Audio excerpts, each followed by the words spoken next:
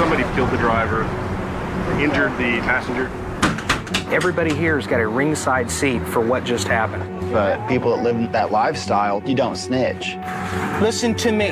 You're going to tell me some truth. She knows what she knows. She's just not come forward. Does that look like that guy you were talking about? No. I don't know his name. I don't know where it came from. I don't know. I did not see his face. It was very obvious to everyone in the courtroom that she was terrified. If we did not get these witnesses, we were not going to have a case. This could result in an acquittal. For those most affected by a homicide, the first 48 is just the beginning. Richard was a blessing in my life. This is the story of the fight for justice. Ultimately, they stepped up to the challenge. They are heroes to me. In the weeks, months, and years. East side that they're calling for. Patrol officers alert emergency dispatch. They've got somebody flagged down who's shooting victims at the tonight's inn. Inside a parked SUV, they find a man and a woman shot. Before, make sure there's 2 empty units down there. Start the crime scene. You can already start homicide. We have 1 definitely down. 10-4, get them going. We have 1 business.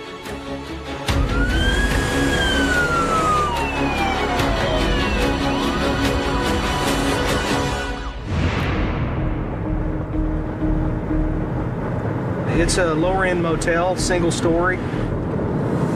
Several years ago, I did some undercover work in that complex, so I'm vaguely familiar with it. I was the lead detective up for the next homicide. I had been a detective for around 5 years. Now I've been a detective doing this for almost 14 years. I'm just a lot different.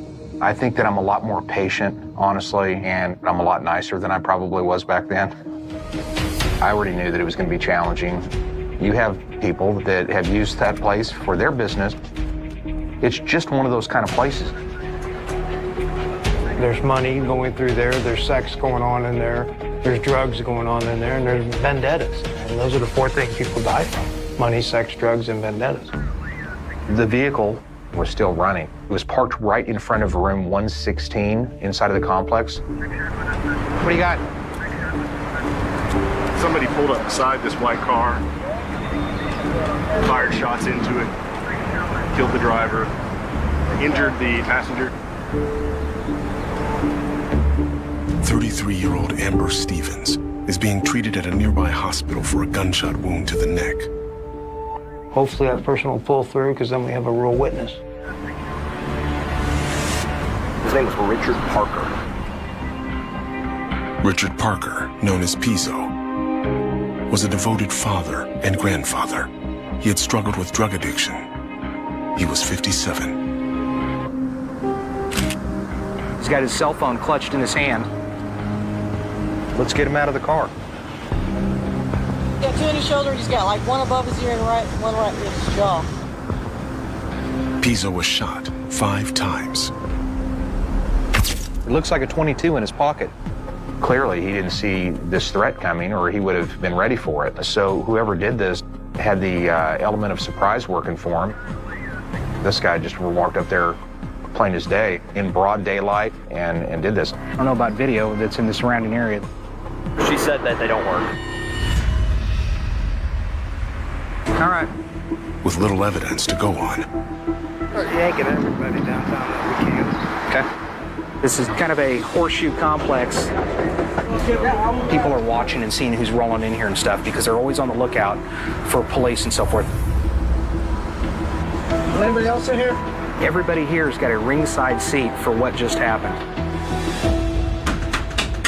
But nobody's going to want to talk to us initially. Close the place! It's just our turn to turn up the heat a little bit in that little horseshoe.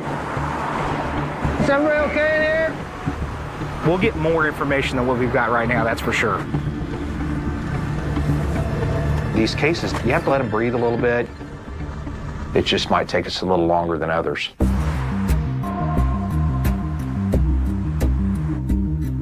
Three hours in, the witnesses the team rounded up will have to wait. The first shooting victim has already been released. White wants the woman who survived to be interviewed first. The bullet got removed from her neck. They pulled it out intact. It appears to be a large caliber weapon. You know, she's lucky to be walking. So I will go talk to her. In an optimal situation, we would like to wait a couple of days before we were able to actually sit down and talk with a victim. But if you wait, she may be intimidated, may be threatened, may move on and become incredibly difficult to find. Okay, Amber.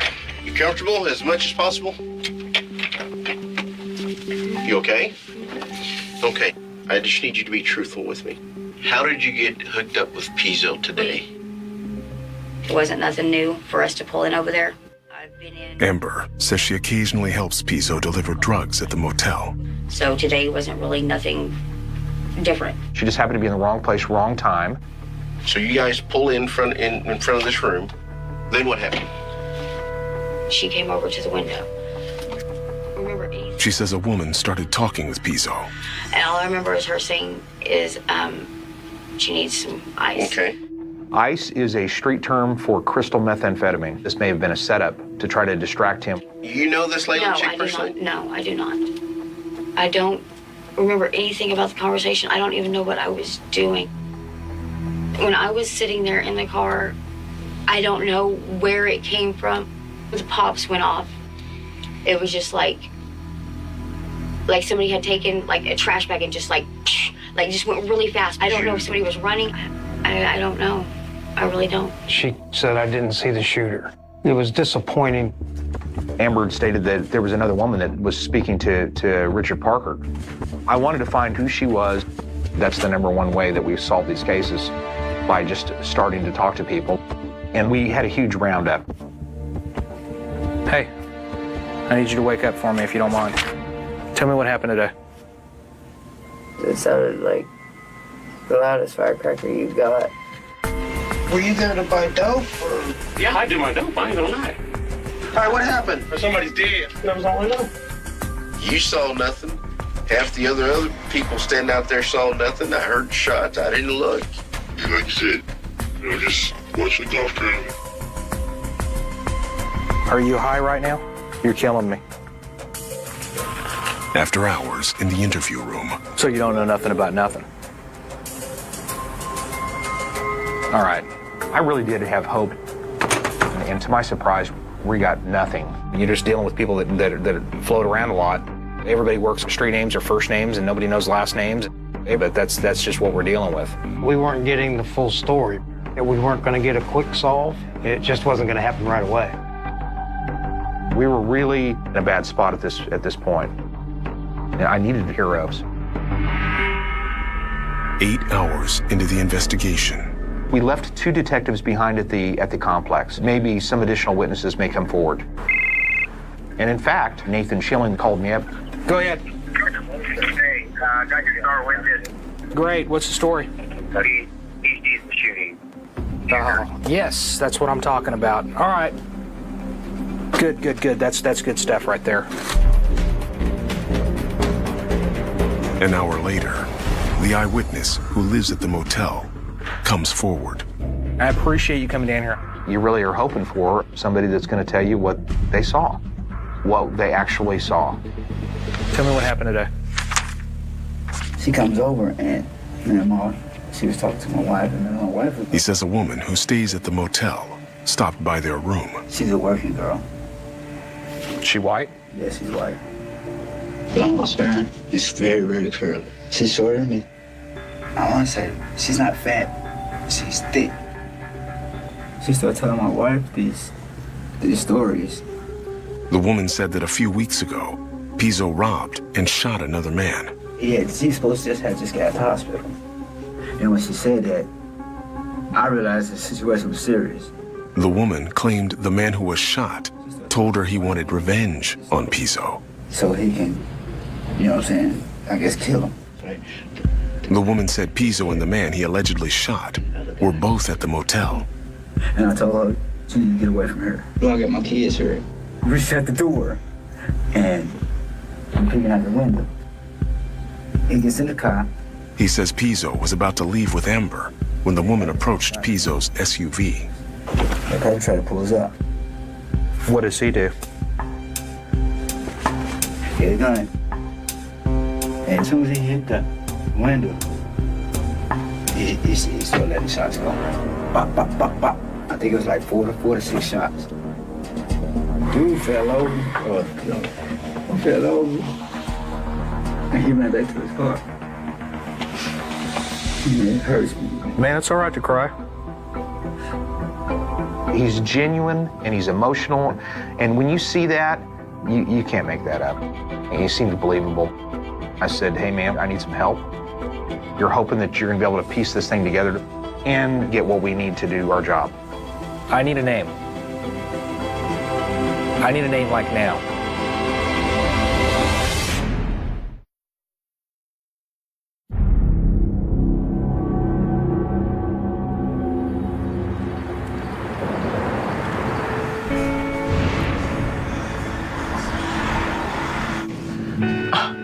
Look at that.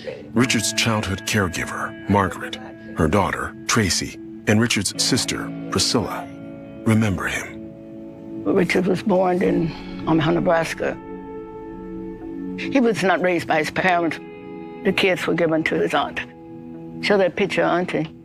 Richard abandoned at birth, but taken on by an adopted family member that loved him, Annie. She's the one that raised both me and my 2 brothers.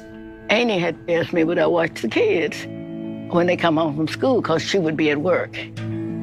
You stepped in, and we culturally, we've had to. We've had to stand in the gap. That village power that was it's in our blood. And when we talk about a village, it's an African proverb. It means that I am watching out for you and you are watching out for me. And he missed his mom. Even when he was smiling, I saw the unhappiness in his eyes. And the cards that were dealt to him, the life that he had growing up, we can understand the decisions that he made. Not that we agree with it, but we also see the good in him and the good that existed in him. It was the drugs that kept him down when he was on the drugs. He didn't have to think about all the other things. No mom, no dad. I was not mom, and I knew that. But I never stopped being that mother figure for him.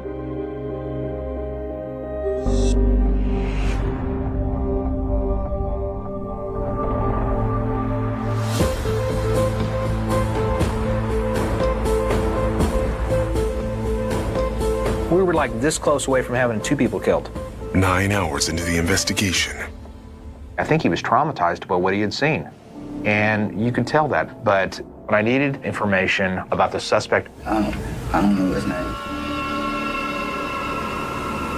You know my street name? My wife did. It's nice to know that there are some people that exist out there in the world that don't want these individuals out there running around. He led us another piece to the puzzle.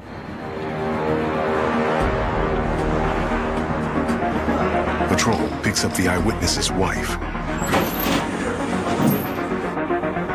Tell me what happened. Probably like a week ago. What's her name? I can't pronounce her name. She told me that the guy Pizzo was after Pizzo, and he wanted her to knock on the door to get him to come outside so he could kill him. So it was probably about 5, maybe. She came to my room and she said, they're both here. I was standing there looking out the window, and I seen the gold car. She was able to provide me additional information. The suspect drove a gold Ford Fusion. And then he jumped out of his car and ran up. I mean, I saw him like 5 or 6 times. I need some help telling me a name. Do you have any ideas? Giovanni or something like that. Giovanni or something like that. She says she doesn't know if Giovanni is the suspect's real name. He looked like he was maybe 5'7", 5'8", maybe. Dark-skinned. Her husband and her, they stepped up to the challenge, and they are heroes to me. Let's try Facebook. I started trying to do variations of Giovanni. Let's try that. We didn't have anything else to work with. Hey, bro. Hey. Does that look like that guy you were talking about? No. couldn't say enough about their level of cooperation. On him. I don't know that there's anything else we can do. At this point, you're spent. 13 hours in,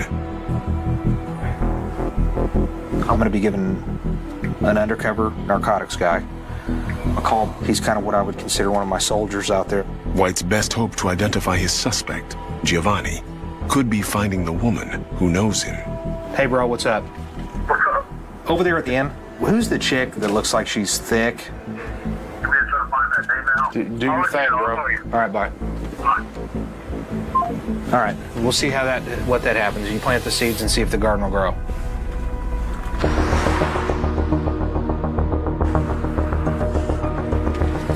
I put the word out on the streets that, man, I'm looking for this person. Both cops and individuals. There's going to be those of us that have informants can go out there and say, who is this person? Who's talking? It's not rocket science. It's looking. She'll pop out. She's probably in a motel room right now.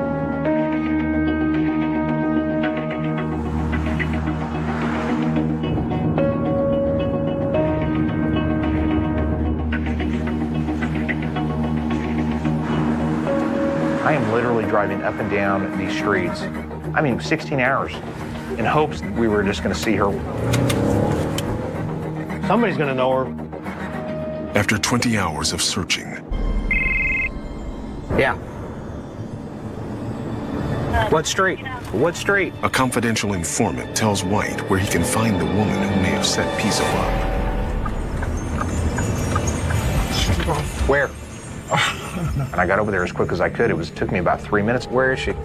She on foot? Somewhere right here. She's on foot. She may have jumped in a vehicle. Gosh. By that time, she's already in another car. Has a white shirt pulled up behind her head. All right. Keep looking. God bless. Freaking kidding me. That's her.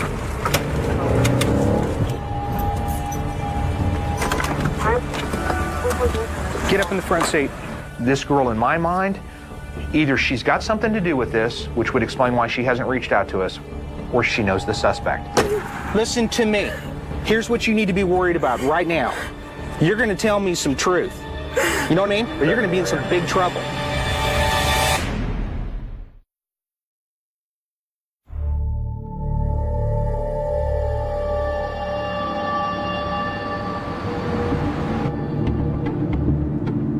I was already kind of wound up, and I hadn't even met her yet. I didn't even know her name. I didn't mean to get upset with you. Been looking for you for freaking days. Is the girl okay? She's gonna live. When she asked me about how the female was, then I knew that she knew a little bit more.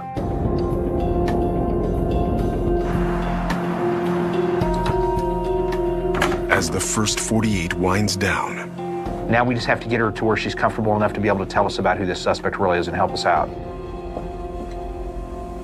Your honesty is going to be what decides what I'm going to do with you. I had heard that Pizzo had shot somebody recently, I guess. Who did he shoot? A guy named Giovanni. I had heard that. She says Jelani recently got out of the hospital and was angry at Pizzo about the shooting. I felt like I was in the middle because I was friends with Pizzo and I was friends with Jelani. She knew the suspect and the victim. She's conflicted because she's in that spot. Okay, and then what happened? Pizzo called me out to the car and I was standing there and I'm talking to him. I seen a guy running towards me and I stepped back and that's when he shot Pizzo.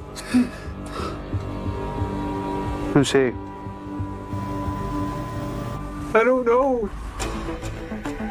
Actually, I did not see his face. I'm not saying that it wasn't Jelani, but I can't tell you that it was Jelani either. You know exactly who shot him. My blood was boiling a little bit.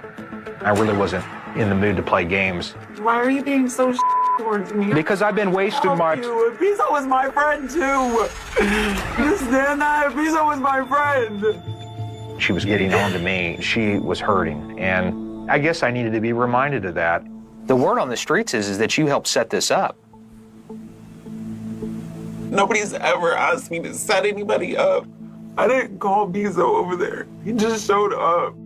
I believe most of what she said, but I have no doubt in my mind she knows that it was him. She was in a real emotional spot. She liked the suspect, and she liked the victim. That's a tough thing that we're asking her to do. She's upset. She knows what she knows. She's just not come forward. Jelani, did he give you his number? It's in there. Then we get a phone number for him, which was great, and then we let her go. As far as her being in the planning of this, no. I'm not feeling that now. We're going to find her again. That's our hope.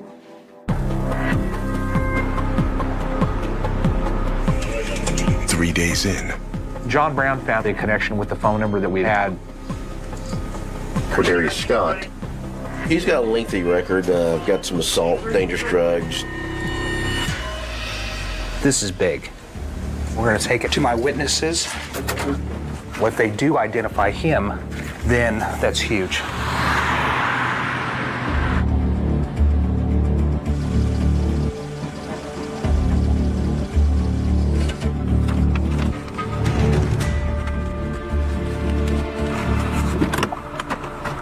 How you doing?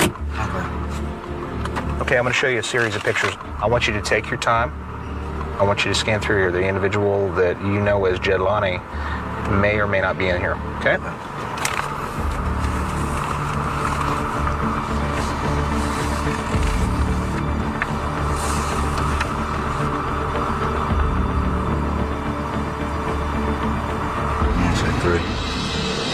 And then he comes out and he picked out Cordarius, so that was enough for us to be able to move forward here. See, my man, the feeling that you have at that moment is just, it's hard to describe. I mean, you were really invested. All right, one of my witnesses positively ID'd our suspect. You're hard charging. You just don't give up, and you keep pushing and pushing and pushing, and it pays off.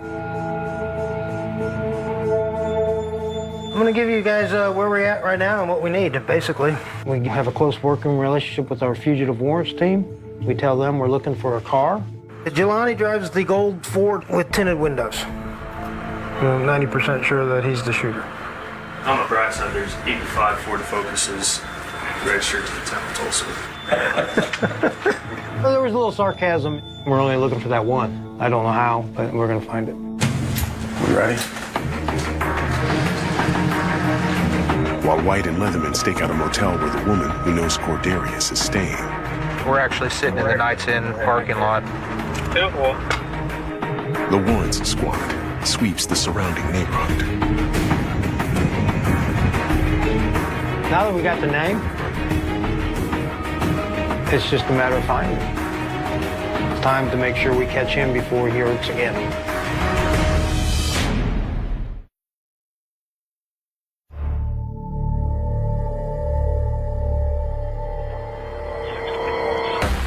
A gold Ford Fusion at 56 in Cincinnati coming east.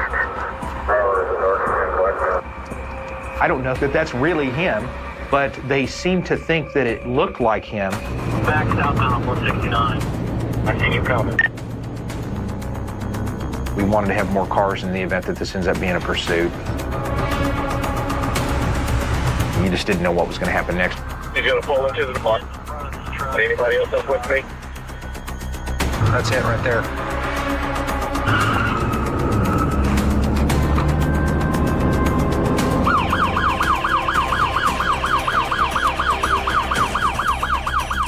You have serious concerns because we're in a freaking drive-through, for God's sake.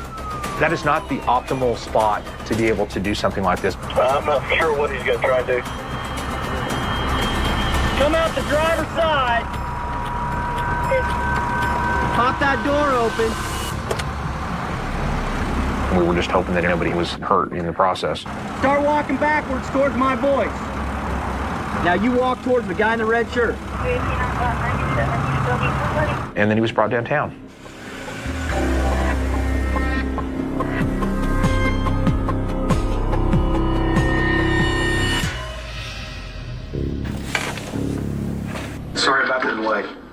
been very patient, and I appreciate it.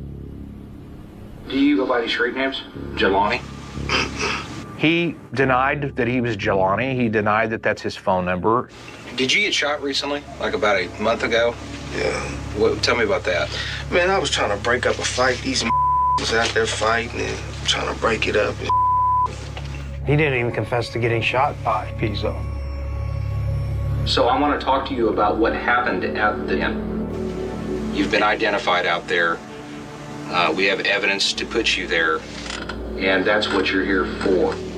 If you do not want to talk to me, you're going to go to jail. I don't have a choice but to go off of what we've got. I'm saying, what do you mean I'm going to jail? I'm not even registering that. What am I going to jail for? Murder. I know that he comes across as relatively calm, but he was super nervous because he didn't know what we had. How you just going to put that on me? I have nothing else to go off of other than what I have from witnesses that were out there and the evidence at the scene. You may have a reason for what happened. Cordarius, he could have some sort of an explanation. Maybe he was super mad about being shot, where he felt like he had every right in the world to retaliate, which would have led him to admit to some of these things. That's what I needed. If y'all feel like y'all got some evidence to take me to jail on some then let's go to jail, man. I'm not finna sit here and talk to y'all about some that I ain't got nothing to do with. That is your right, man. You're going to go to jail today for murder. Experience tells us guilty people will do that. They deny, and they deny. Stand up, put your hands behind your back. Camera out my face. Cordarius Scott, known as Jelani, is charged with first-degree murder and assault with a deadly weapon. This guy's acting like it's just nothing. I think that it's just revenge, is what it was.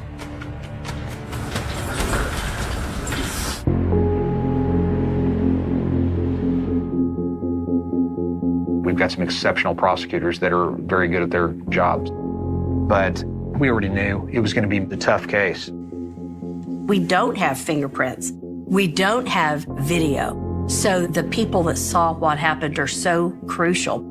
With the preliminary hearing only 2 months away, We had to make sure that we could get 3, 4, 5, 6 witnesses, as many as we possibly could, so that we could adequately tell the story to the jury of what happened.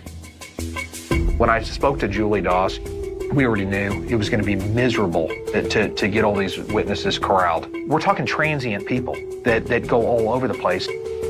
The victim witness advocates makes the initial contact with any of these witnesses. In this case, I had Heather Jordan. This case was a lot of work because it's people that don't want to be found, and I'm responsible for keeping them around and found for potentially years. If we did not get these witnesses, we were not going to have a case.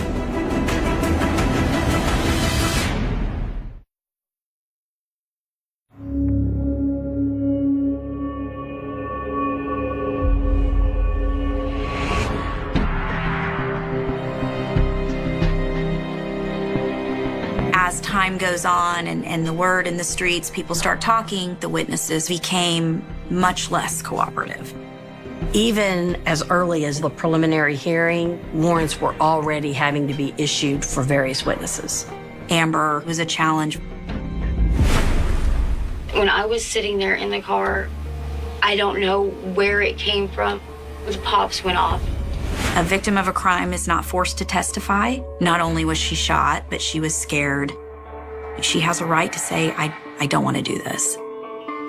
The initial charges in this case included an assault and battery with a deadly weapon regarding Amber. So I felt it imperative that we have Amber Stevens testify.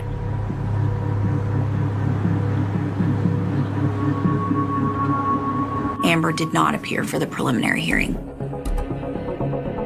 So that count was dismissed at prelim. That was a bad day. Now our focus was on the murder count. This is going to be difficult.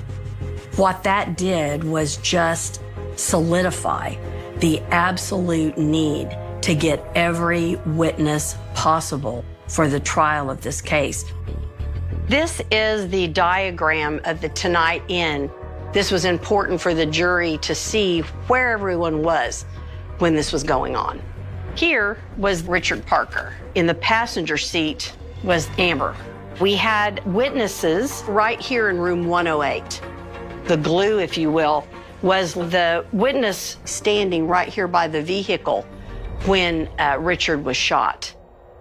That witness is the person that every other witness mentions as being there and having information about what was going to happen. She was essential to get justice. She was not at all on board with testimony. I'm not doing this. You can't make me. I'm not coming.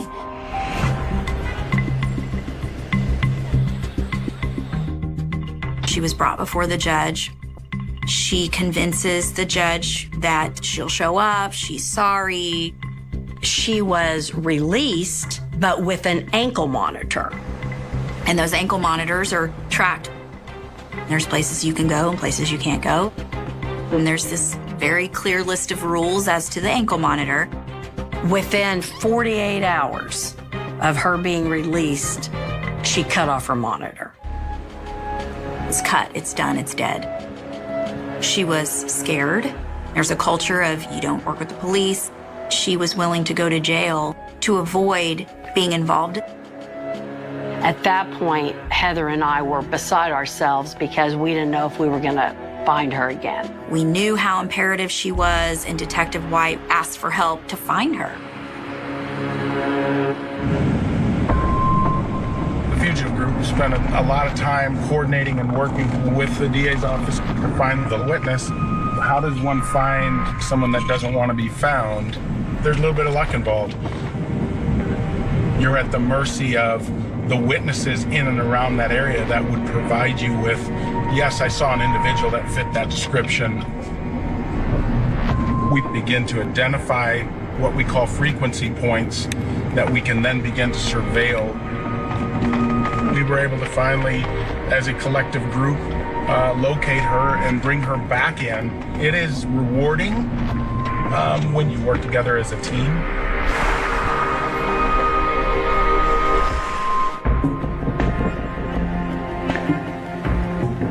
We requested she be held without any kind of bond, and she was in jail for months waiting on the trial. As Das prepares for Cordarius Scott's court date, the witness who knows him poses a new challenge. She was still hesitant to be forthcoming with the information that we knew she had, information that she had already told the detectives. These are not trick questions. This is not a test. You've already said these things. She kind of dug her heels in and was like, nope, I don't remember. It's very customary in a prosecution interview to show an individual their video with the police. And that was offered. I had never had this happen before. She didn't want to watch the video. She was very defiant, would not do it. Her not wanting to admit that she had told certain things to the police, that shows the extreme fear that it appeared she had of testifying against Cordarius Scott. But we didn't know if she was going to tell the truth on the stand. Without her, it's going to be difficult to get a conviction. I was very concerned, as was Julie. This could result in an acquittal.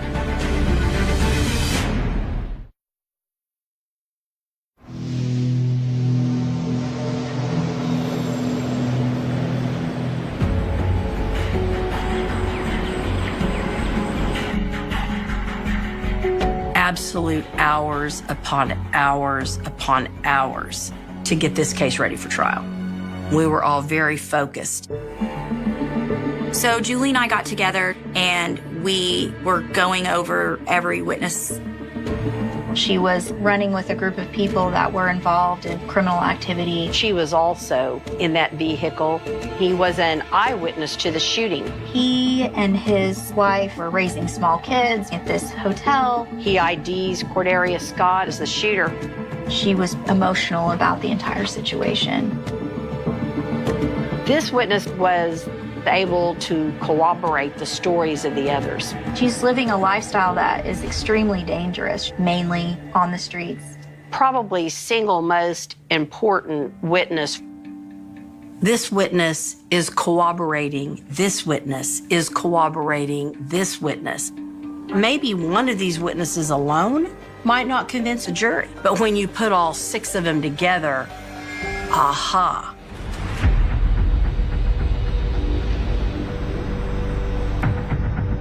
I think all of us had a few butterflies because we didn't know what these witnesses were going to be willing to say, if they were going to be truthful. As Doss calls each to the stand, her strategy plays out before the jury. There was enough evidence that lined up between them that was important enough information to trust. The bits and pieces that were said, I believed. The jury is getting to see these individuals that clearly don't want to be testifying, but they're giving this information to the jury that all fits together. The defense gave pretty intense cross-examination and implied that this was a group of people of society that was not credible. More so than any other case I ever handled, my crucial witnesses were very vulnerable to defense counsel because of their history. For their life, why would you have your kids in a place like that? If the defense was successful in discrediting all of these witnesses to the jury, our job was going to become almost impossible.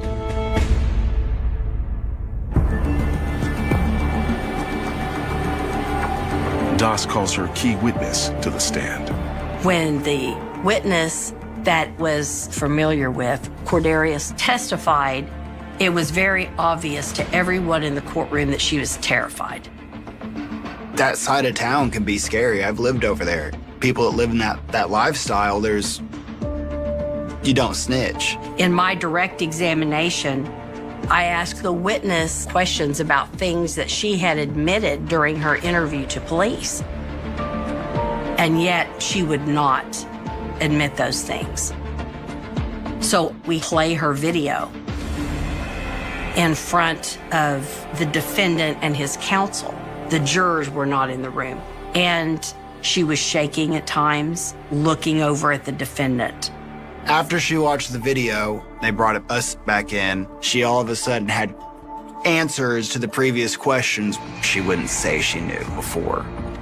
Only after being confronted with seeing that video was she willing to admit that she believed it was Cordarius Scott that was the shooter. And she told the truth. I wanted Jason White as my last witness. He was the lead detective on this case. He could tie up loose ends. He was attacked kind of in the same way that defense tried to discredit the other witnesses. It's a tactic. They're little antics that they like to try to do to get under your skin. It's interesting to contemplate as to how the jury reacts when someone like a homicide detective is being cross-examined in attack mode in the same way as the lay witnesses were. The defense attorney was pretty intense on him, but he stayed solid on it. The defense's argument was the Tulsa Police Department just rushed to judgment to get a suspect as soon as they could. That was offensive.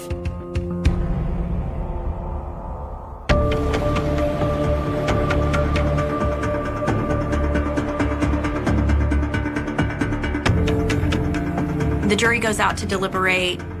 It's out of our hands. I am proud of the work we did in this case. Whether or not, they see the witnesses in this case to be credible or worthy, We spent time just looking over the evidence. Let's get our hands on this stuff and look at it. We weren't in a rush to get out of there. You got to wait it out and see what the jury is going to say. After 3.5 hours of deliberation, The jury found him guilty of murder in the first degree. But I kind of was a little bit more pushy on giving him one last opportunity to make good choices in life.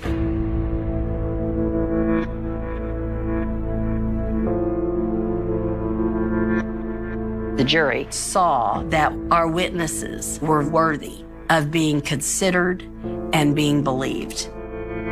Richard's family was very appreciative. When they said guilty, it was the saddest moment for me. As sad as when Richard passed, because she too had lost a child, his mother. I forgave him, and if I could have set him free, I probably would have. That sounds crazy, doesn't it? nearly 10 years after Richard's death. I want us to make a difference. Absolutely. Margaret honors his legacy with a local nonprofit. We're trying to set up a village so that we can wrap around those kids. We want to work with children 16 to 25 who has had problems with the police, lead them to another level of life, a better life. To get out here in the community and show them the skills that we've taught ourselves. When Richard started having issues, I didn't know how to help my baby, but I gave him all I had to give. It's the greatest thing we can give anybody, just to love them unconditionally. You knew how to be a mother. And that's what people needed, and that is healing. So healing. I can reach the children by just being there to say you're okay. You telling the story right now, this is purpose. Now other people will know that there's an opportunity for them to change and be different. Richard was a blessing in my life, but I can take his story and make a change in somebody else's life. I think he would say, thumbs up. Texas 1991. Cold case cracked. Shocking arrest ends 35-year mystery. September 17th.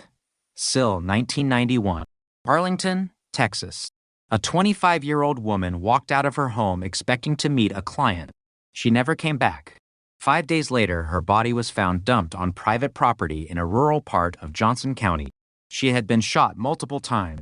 Her name was Cynthia Gonzalez. For 34 years, the case remained open. No arrest. No courtroom. No final answer. Then, in November 2025, detectives made a shocking arrest. But the story did not end there. Because months later, a grand jury would refuse to indict the woman police had accused. And suddenly, the case that everyone thought had finally been solved was standing at the edge of another mystery. Cynthia Gonzalez disappeared on the evening of September 16th, Sill 1991. The next day, her ex-husband reported her missing. Investigators learned that Cynthia worked as an adult entertainer and had left her Arlington home to meet a client. That meeting was supposed to be routine. Instead, it became the last confirmed chapter of her life. Hours after she was reported missing, police found her vehicle abandoned in a neighborhood on the 900 block of Cedar Springs Terrace. The car was there. Cynthia was not. That was the first warning. A vehicle left behind. A woman gone. And no obvious explanation. Investigators immediately considered kidnapping. They began searching. They questioned people who knew Cynthia. They examined her relationships. They looked at her work. They followed every lead they could find. But in 1991, a missing woman could disappear into a gap that technology could not close. There were no smartphones, no GPS history, no digital location trail, no social media, no modern surveillance network. Investigators had witnesses, paper records, telephone calls, memory, and memory fades. For Cynthia's family, the waiting became unbearable. Every hour without information became another possibility. Maybe she was alive. Maybe she had left voluntarily. Maybe she was being held somewhere. Maybe she would suddenly walk through the door. Then September 22nd arrived. A body was found on private property in a rural area of Johnson County, off County Road 313. The woman had been shot multiple times. She had been there long enough for decomposition to begin. Investigators did not immediately know who she was. The body was unidentified. But fingerprints changed everything.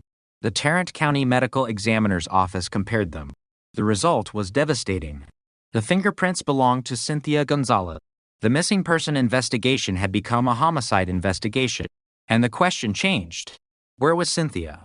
Became, who killed Cynthia? Detectives started over. They looked at the final hours.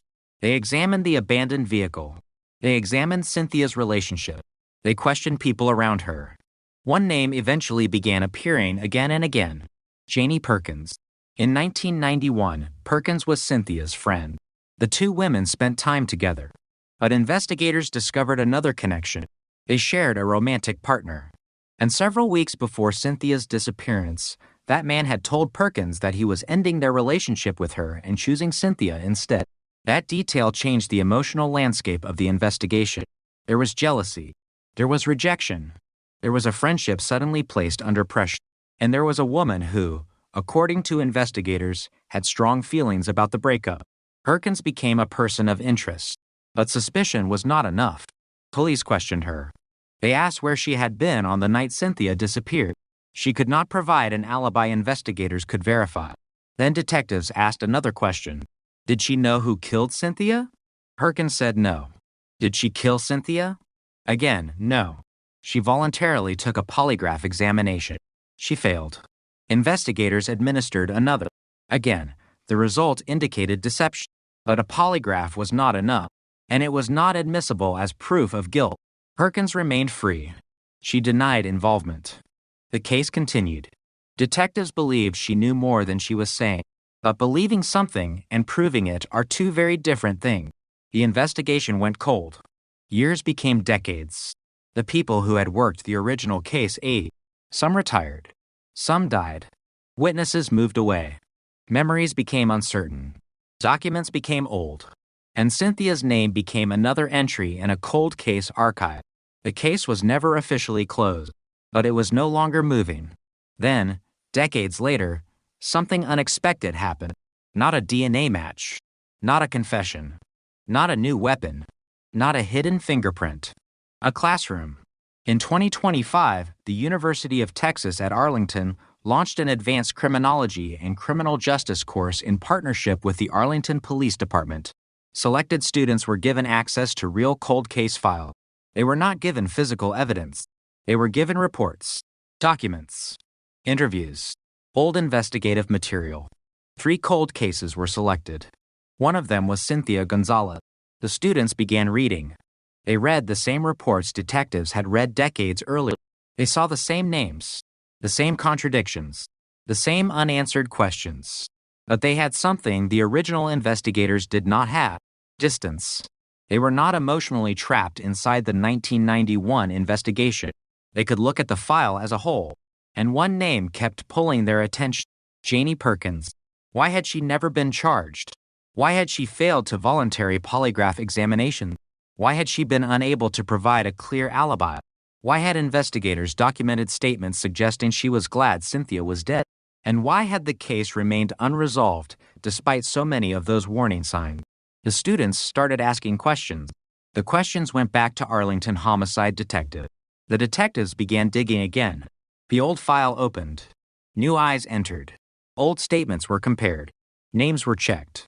Witnesses were reconsidered. And then investigators found something that changed the case. Witnesses had allegedly come forward years earlier claiming Perkins had admitted involvement. Not vague admissions. Specific details. Details investigators said were consistent with evidence from the crime.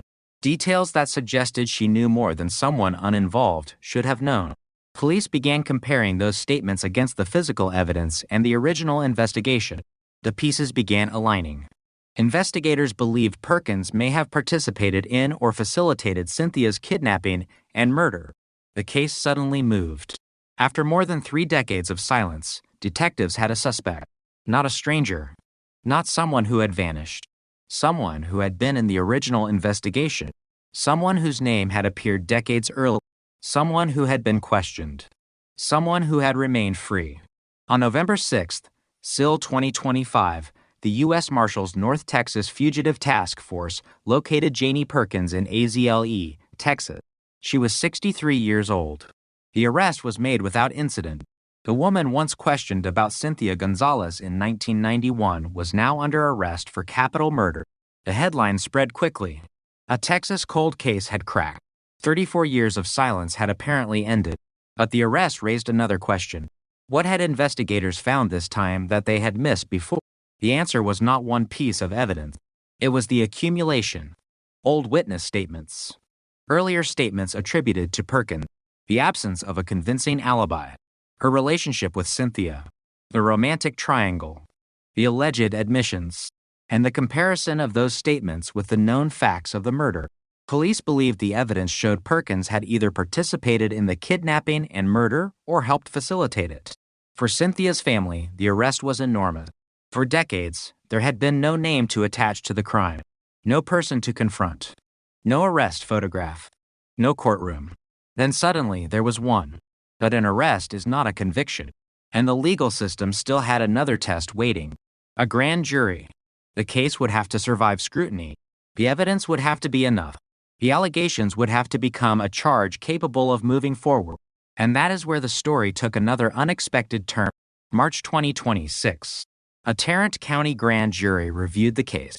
The result was not an indictment. It was a no bill. The grand jury declined to indict Perkins. The capital murder case did not move forward. The arrest that had shocked Texas did not become a prosecution. Perkins maintained she was not involved. Her family expressed gratitude for the grand jury's decision. And suddenly, the phrase solved became complicated. Because the police investigation had reached one conclusion. The grand jury reached another. Cynthia Gonzalez was still dead. The location where her body was found was still real. The 1991 evidence was still there. The witnesses were still part of the record. The old statements still existed. But legally, the case remained without a conviction. The cold case had cracked. Then it closed again. And that is what makes the Cynthia Gonzalez investigation so haunting. The mystery is not simply about who disappeared. It is about how a case can survive for more than 3 decades, suddenly explode back into the public eye, produce an arrest, and still leave the central question unanswered. Who killed Cynthia Gonzalez? Investigators once believed the answer was Janie Perkins. They said the old evidence pointed toward her. They said witnesses had reported admission. They said details allegedly known to Perkins matched the evidence. But a grand jury did not indict her. That means the final legal answer remains unresolved. For Cynthia's daughter, the decades have never been just dates. September 16th. SIL 1991. The last night her mother was known to be alive. September 17th. The missing person report. September 22nd. The discovery of the body. November 6th. 2025. The arrest. March 20th. SIL 2026. The no bill. Each date is another mark on a timeline that refuses to end. And somewhere inside that timeline is the missing moment. The moment Cynthia left her home. The moment she entered a vehicle or met someone. The moment her life changed. The moment the killer decided she would not return. Those minutes are gone. But the evidence remains. The abandoned vehicle. The rural road. The gunshots. The old interviews. The alleged confessions. The failed polygraphs. The relationship that investigators believed created a motive. The students who reopened questions detectives had stopped asking. And the arrest that briefly made the world believe the mystery was over. It was not. Because a cold case is not truly solved by a headline. It is solved when the evidence survives every question, every challenge, every courtroom, every doubt. Cynthia Gonzalez never received that final answer. Her family came closer to one in 2025 than they had in decades. But the grand jury's decision in 2026 left the case hanging in the same darkness that had surrounded it since 1991. 35 years of questions. One shocking arrest. One unexpected legal reversal. And a murder that still refuses to disappear. The road in Johnson County is quieter now. The world around it has changed. But the question remains. Who took Cynthia Gonzalez from Arlington in September 1991? Who drove her away? Who fired the shots? And who, after all these years, still knows the truth? The case was once buried in a box. Then a classroom opened it. 15 students began reading. A forgotten name surfaced. Detectives looked again. A woman was arrested. And for one brief moment, a family believed the nightmare might finally have an end date. Then the grand jury said no. And the silence returned. But Cynthia's name is no longer buried. The file is open. The questions are alive. And somewhere inside those old pages may still be the detail that changes everything. Because sometimes a cold case does not end with an arrest. Sometimes the arrest is only the moment the real mystery begins. The file had been sitting there for years. Not forgotten. Not officially closed. Just waiting. A name. A photograph. A missing person report from September 1991. And a homicide investigation that had never produced an arrest. Cynthia Gonzalez was 25 years old when she disappeared. She lived in Arlington, Texas. On the evening of September 16th, still 1991, she left her home to meet a client. That was the last confirmed sighting of her alive. The next day, her ex-husband reported her missing. At first, investigators did not know what they were dealing with. A missing woman, an abandoned vehicle, an unexplained absence. Maybe Cynthia had left voluntarily. Maybe something had happened on the road.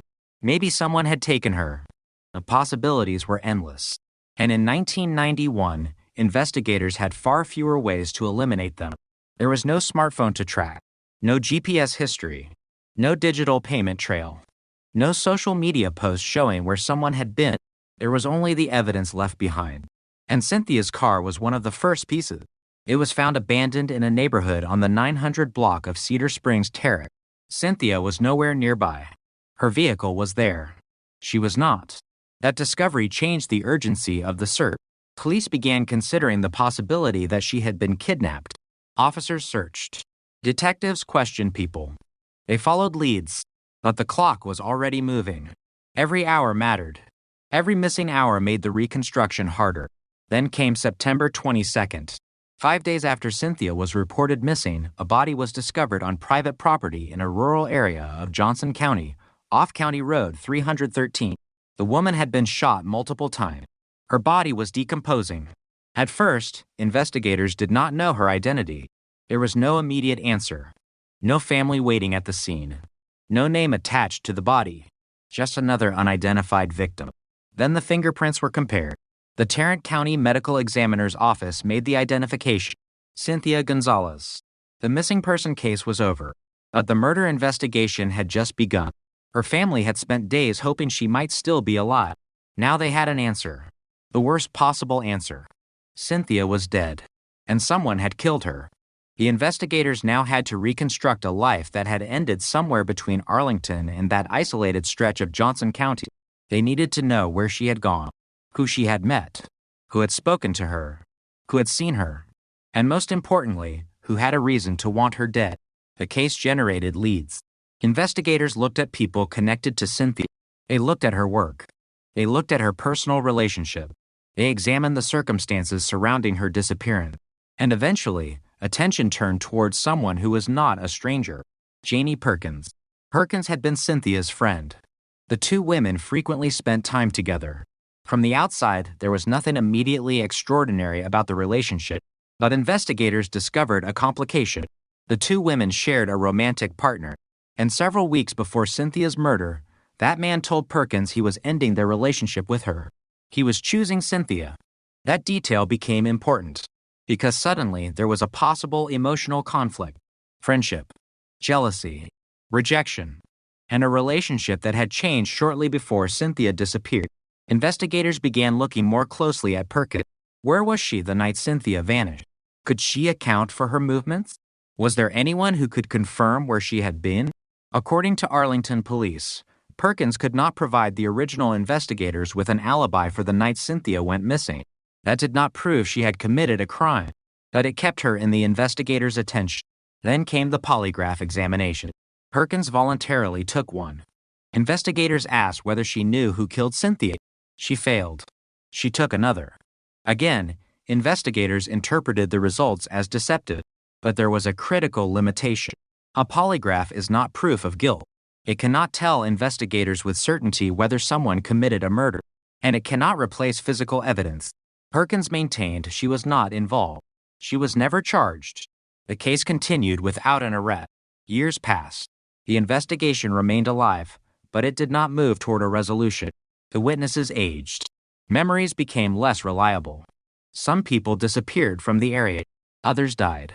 The investigators who had worked the case in the 1990s eventually moved on, and Cynthia's murder became one of those cases that seemed permanently trapped in the past. The file remained. The questions remained. But the breakthrough did not come. Then something changed in 2024. The case was assigned to a current Arlington homicide detective for review. The detective initially believed there was no new evidence and no obvious new lead to pursue. That might have been the end of it. Another review. Another cold file. Another case without an answer. But the detective agreed to keep the investigation open. That decision became important because in 2025, Arlington police entered into an unusual partnership with the University of Texas at Arlington. The idea was simple. Give selected criminology and criminal justice students access to real cold case files. Let them examine the reports. Let them identify inconsistency. Let them ask questions. Let them search for investigative paths that might have been overlooked decades earlier. It was not a television show. It was not a reenactment. The students were working with actual case materials provided by the department. Physical evidence was excluded, but they could review reports and investigative documents. Cynthia Gonzalez's case was one of 3 selected. The students began reading, page after page, report after report, witness statement after witness statement. 34 years of investigation compressed into a case file. They were not there in 1991. They had not watched Cynthia disappear. They had not stood beside the abandoned vehicle. They had not walked the rural property where her body was found. They had no personal connection to the original assumption. That distance mattered. They could ask questions without being trapped by the expectations of the original investigation. And one question kept returning. Why Janie Perkins? The students began examining her role. They looked at the relationship between Perkins and Cynthia. They looked at the shared romantic partner. They looked at the timing of the breakup. They looked at the lack of a verified alibi. They looked at the polygraph results. And they looked at statements attributed to Perkins during the original investigation. According to Arlington police, Perkins had made statements indicating she was glad Cynthia was dead. Police also said she had spoken about having considered killing Cynthia or having someone else kill her. Those allegations were already in the historical case material. But the students began asking whether there was more. Did anyone ever claim Perkins had admitted involvement? Were there witnesses who had told police something that had not received enough attention? Had those statements been compared carefully with the physical facts of the murder? The questions went back to the homicide detective. And this time, the detectives looked again. They began reviewing the case with fresh eyes. They examined witness statements. They compared old accounts against the evidence. They looked for information that might have been overlooked. And they found witnesses who had claimed Perkins admitted involvement in the murder. According to police, those witnesses provided specific details about the killing. That was different. A general accusation was one thing. A specific statement was another. If someone claimed Perkins had told them details that only someone involved could reasonably know, investigators had to examine those details. They compared the statements against the known evidence. According to Arlington police, the accounts aligned. That did not automatically establish guilt, but it gave detectives something they had not had before, a reason to move. The cold case was no longer simply a historical investigation. It was active again. Detectives went back through the evidence. They revisited the relationship. They revisited the old statements. They revisited the circumstances surrounding Cynthia's disappearance. And the more they examined the material, the more convinced they became that Perkins had been involved. Police ultimately said they believed she either participated in or facilitated Cynthia's kidnapping and murder. That distinction mattered. The investigators were not simply claiming she had been present at the moment Cynthia was killed. They believed her involvement could have taken different forms: participation, facilitation, planning, connection. The evidence had to establish the role, and now detectives had to decide whether it was strong enough to support criminal charges. They consulted the Tarrant County District Attorney's Office. Then the decision was made. An arrest warrant was obtained. 1 count: capital murder. The case that had begun in 1991 was suddenly moving toward an arrest. But Cynthia's story had never been about one suspect alone. It had been about time. 34 years of time.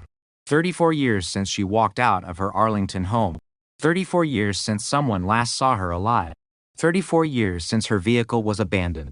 34 years since her body was found. 34 years of unanswered questions. And now, the woman who had been investigated decades earlier was once again at the center of the case. The arrest did not happen in Arlington. On November 6th, SIL 2025, members of the U.S. Marshals North Texas Fugitive Task Force located Janie Perkins in AZLE, Texas. She was 63 years old. Decades had passed since Cynthia disappeared. Perkins was taken into custody without incident. The arrest was the moment the cold case became national news. A case that had survived for more than 3 decades had suddenly produced a suspect, a name, a booking, a charge, capital murder. For Cynthia's family, the moment carried a weight that no headline could fully describe. Because for years, the case had been suspended between memory and uncertainty. Now there was movement. Now investigators were saying they believed they had found the person responsible. Now the family could finally hear the name of someone accused in connection with Cynthia's death. But an arrest is not a conviction, and the case was far from over. The evidence that had convinced investigators still had to face another test: the legal system, the prosecution, the scrutiny of a grand jury, and the defense of the woman who had spent more than 3 decades denying involvement. Perkins had maintained she was not involved. She had never been charged in 1991. She had lived through the investigation. She had watched the years pass. And now, at 63, she was facing a capital murder accusation tied to a woman who had disappeared when Perkins herself was still young. The case had crossed generations. The original detectives were no longer the same people. The technology had changed. The city had changed. The witnesses had changed. Even the investigators' understanding of cold cases had changed. But the central question had not. Who killed Cynthia Gonzalez? The police believed they had an answer. The students believed there were questions worth asking again. The old witnesses had provided statements. The detectives had found connection. The district attorney's office had been consulted, and an arrest had finally been made. But the most important part of the case was still waiting. Could the evidence survive? Could the accusations be proven? Could the story investigators had reconstructed withstand the scrutiny of a courtroom? For the first time since 1991, Cynthia's murder was no longer sitting quietly in an archive. It was moving. And everyone involved knew that one decision could determine whether 34 years of mystery would finally become justice, or whether the case would return to the darkness from which it had emerged. The answer would come months later. And when it did, it would shock the same people who had celebrated the arrest. Because the cold case that had finally cracked was about to become a different kind of mystery. The arrest had given the case a fate. But it had not yet given Cynthia Gonzalez the final answer. The arrest had happened. The headlines had appeared. For the first time in 34 years, the name of a suspect was attached to Cynthia Gonzalez's murder. But behind the headline was a much older story. A story that began in Arlington in 1991.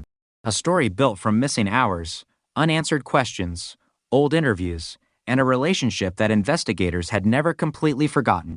Because Janie Perkins was not a stranger who suddenly appeared in the case decades later. Her name had been there from the beginning. That was what made the new investigation so unsettling. The woman arrested in 2025 had already been known to detectives in the 1990s. She had already been questioned. She had already been considered suspicious. And yet, for more than 3 decades, nothing happened. No indictment. No trial. No conviction. Only a file that grew older. The original investigators had followed numerous leads, but the case never produced an arrest. That meant the new detectives were not starting with an empty page. They were reopening a book that had already been read. The difference was that they were reading it again. And sometimes, that is where a cold case changes. Not because the evidence suddenly appeared, because someone finally notices what the old evidence was saying. Cynthia had been 25. Her life had been interrupted in a single night. She had left her Arlington home on September 16th, SIL 1991. She was going to meet a client. There was nothing in that decision that should have suggested she would never return. But she did not return. The next day, her ex-husband reported her missing. A few hours later, her vehicle was discovered abandoned. That vehicle became one of the first major facts in the investigation. It had not simply disappeared with Cynthia. It had been left behind. Police found it in a neighborhood on the 900 block of Cedar Springs Terrace. The car was there. Cynthia was somewhere else, and investigators had no immediate explanation. The possibility of kidnapping was considered. Then came the discovery in Johnson County. 5 days after Cynthia disappeared, an unknown woman's body was found on private property off County Road 313. She had been shot multiple times. Her body was already decomposing. The investigators had a homicide, but they did not yet have a name. Then the fingerprints gave them one. Cynthia Gonzalez. The search for a missing woman became the investigation of her death, and the people closest to Cynthia became part of the investigation. Friends, acquaintances, people connected to her work, people connected to her personal life, people who had spoken to her before she disappeared. Among those people was Janie Perkins. Perkins had been Cynthia's friend. According to Arlington police, the two women frequently spent time together. But there was another connection. They shared a romantic partner, and that relationship had changed shortly before Cynthia's disappearance. The man had told Perkins he was ending things with her. He wanted to be with Cynthia. That was one of the most important pieces of the original investigation, not because jealousy proves murder. It does not. But because investigators had to understand the relationship surrounding Cynthia in the weeks before her death. Something had changed. Someone had been rejected. Someone else had been chosen. And Cynthia was at the center of that conflict. Police questioned Perkins.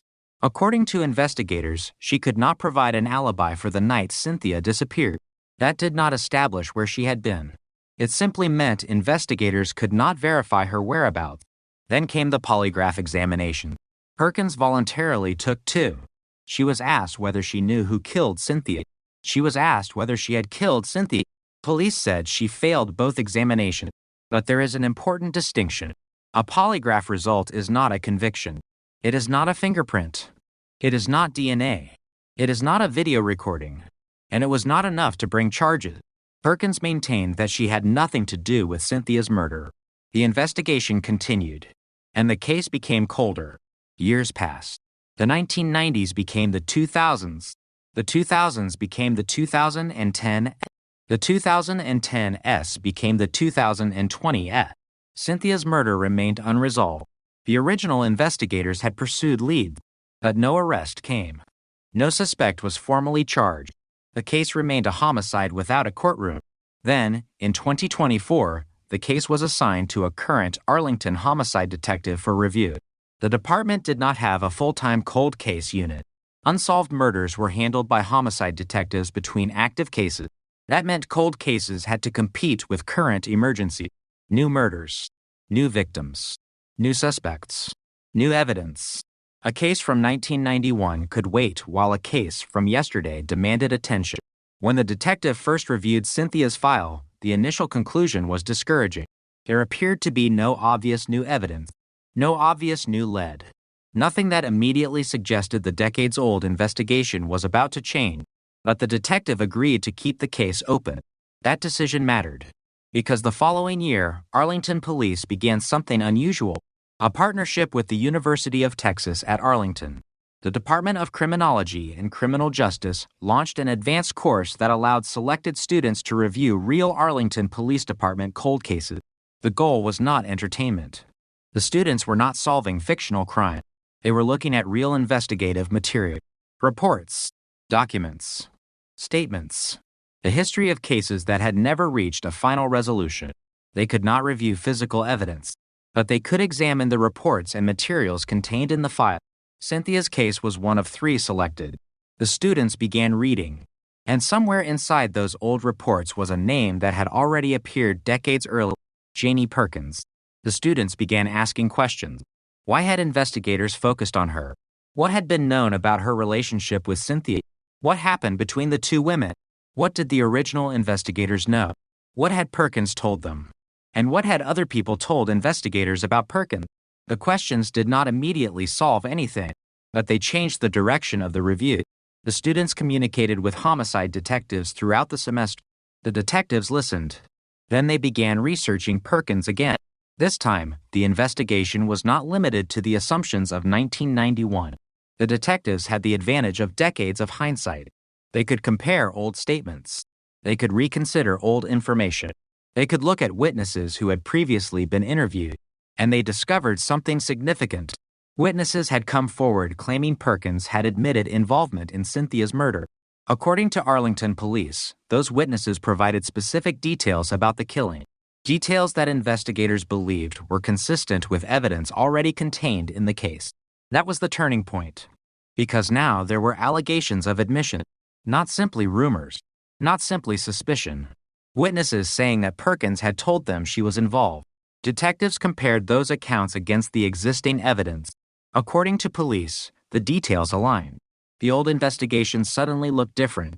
A woman once considered suspicious was now at the center of a renewed case, and the detectives had to ask the question that had been waiting since 1991. Was there enough evidence to charge her? They consulted with the Tarrant County District Attorney's office.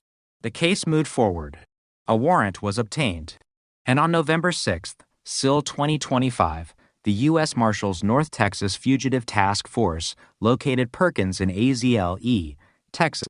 She was 63 years old. 34 years had passed since Cynthia disappeared. 34 years between the original investigation and the arrest. The woman who had once been questioned as part of the investigation was now being taken into custody on a capital murder charge. The arrest was made without incident. Suddenly, the old case was everywhere. The photographs returned. Cynthia's name returned. The date returned. September 1991. The rural property. The abandoned vehicle. The woman who disappeared. The woman who was arrested. The headlines made it sound simple. A cold case had cracked. A suspect had finally been arrested. A mystery that had lasted decades appeared to have an answer. But the reality was more complicated. An arrest is an accusation. It is not a verdict. And the case still had to survive the legal process. For Perkins, the accusation was devastating. She had spent more than 3 decades living under a suspicion that had never resulted in charges. Now she was 63. The original murder had become ancient history to most people, but for her, the investigation had suddenly returned. The past was no longer past. It was waiting in a courtroom. And for Cynthia's family, the arrest brought another kind of shock. For years, there had been no person to point toward. No arrest. No formal accusation. No courtroom date. Now there was movement. But movement is not closure. The family still needed answers. What happened to Cynthia after she left her home? Who took her? Why was her vehicle abandoned? How did she end up in rural Johnson County? Who was with her? Who knew what happened? And what exactly did the witnesses claim Perkins had told them? Those questions became central to the case, because the prosecution would need more than a compelling story. It would need evidence that could survive the standard of proof required for a criminal conviction. The investigators believed the evidence was sufficient to justify the arrest. The arrest itself demonstrated that they believed the case had moved beyond mere suspicion. But the legal system would examine the case differently. The defense would challenge the evidence. The allegations would be scrutinized. Witness memories would be questioned. Statements made decades earlier would be examined. And the passage of time would become one of the greatest obstacles. 34 years is an enormous amount of time. People forget. People move. People die. People become unable to testify. Documents disappear. Memories change. And evidence that might have been powerful in 1991 can become difficult to present decades later. That is the brutal reality of cold cases. Time does not simply make a mystery older. It can make justice harder to prove. And Cynthia's case was about to demonstrate that reality in a way nobody expected. The arrest had created the impression that the mystery was over. But the arrest was actually the beginning of the final test. Could the evidence withstand independent review? Could the allegations become admissible evidence? Could the old witnesses still support the case? Could prosecutors prove beyond a reasonable doubt what happened in 1991? Those questions were no longer theoretical. They were about to become the center of the case. And there was another complication. The public had already heard the story. Police had announced the arrest. The connection to the Utah students had become national news. The phrase cold case solved spread quickly. But inside the legal system, nothing was solved yet. The defendant was still presumed innocent. The evidence had not been tested at trial. And Cynthia's murder had not been legally resolved. The case now moved toward a grand jury. That process would determine whether the capital murder accusation could proceed. For investigators, it was the moment they had spent decades waiting for.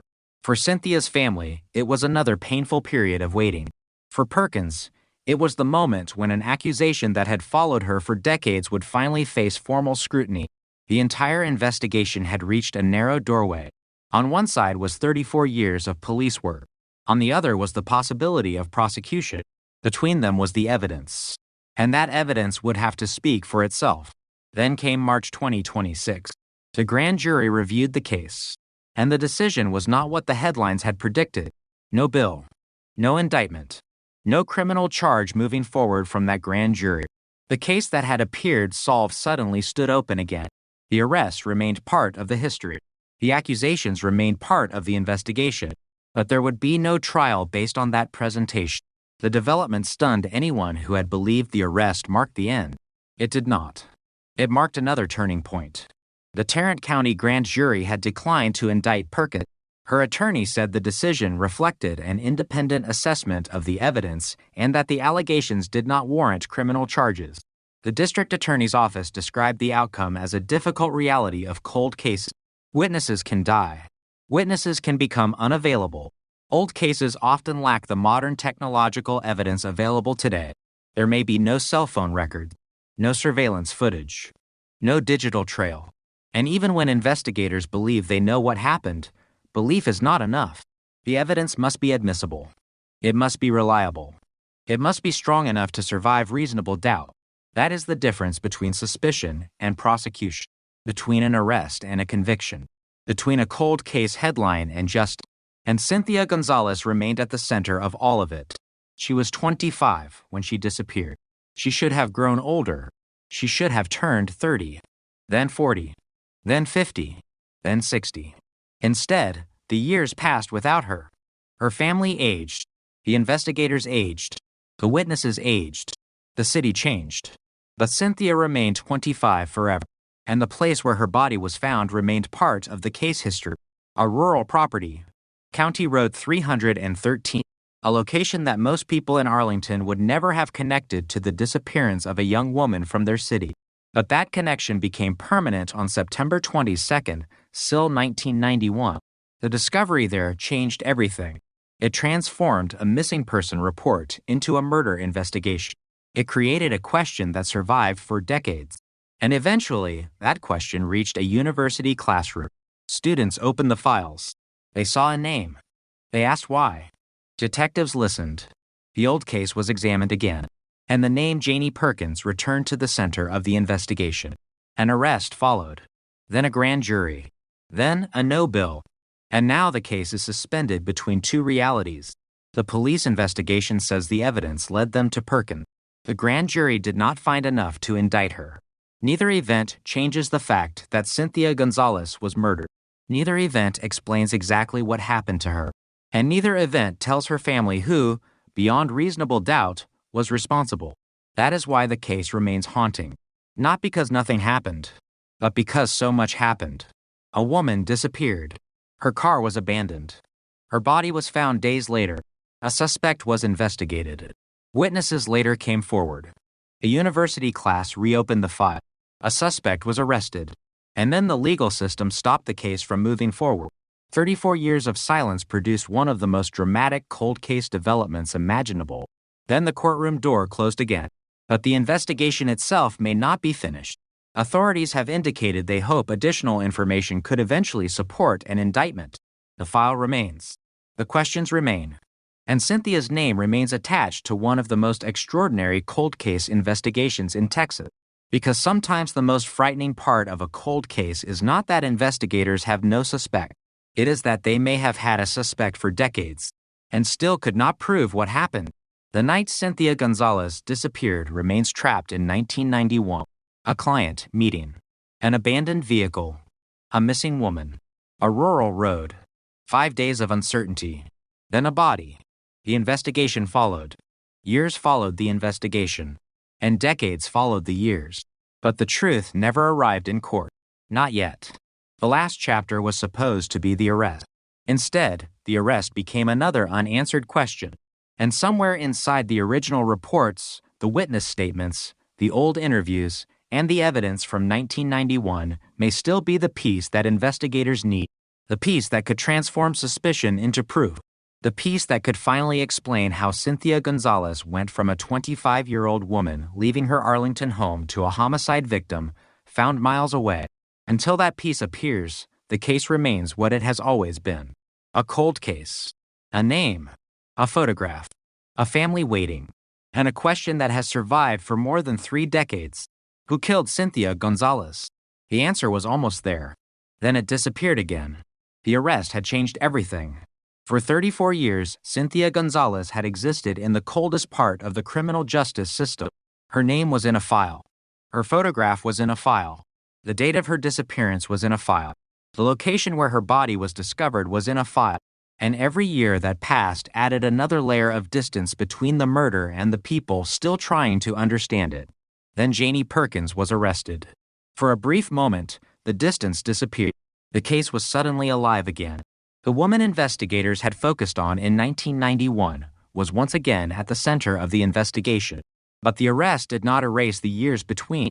It made those years more important, because every statement from the original investigation now had to be examined through a different lens. What did investigators know in 1991? What did they believe? What did they miss? And what information had appeared only after the case became cold? Those questions mattered because the murder had happened in a different era. There were no smartphones, no digital location record, no social media, no modern surveillance network following people through a city. The investigation depended heavily on human memory, and memory is fragile. A witness can remember a face but forget a time. A person can remember a conversation but confuse the year. Someone can remember what they believed happened rather than what actually happened. 34 years magnifies that problem. By the time detectives returned to the case, many of the people who had been young adults in 1991 were elderly. Some had died. Some could no longer be located. Some could remember only fragments. And some had spent decades carrying their own version of that night.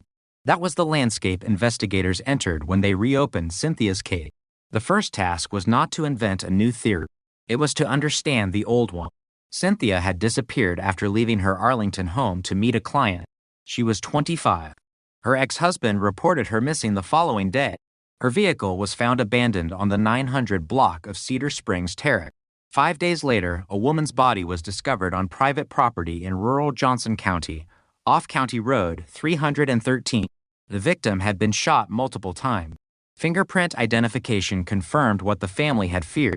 It was Cynthia. That sequence was established. The mystery began in the space between those events. What happened after Cynthia left?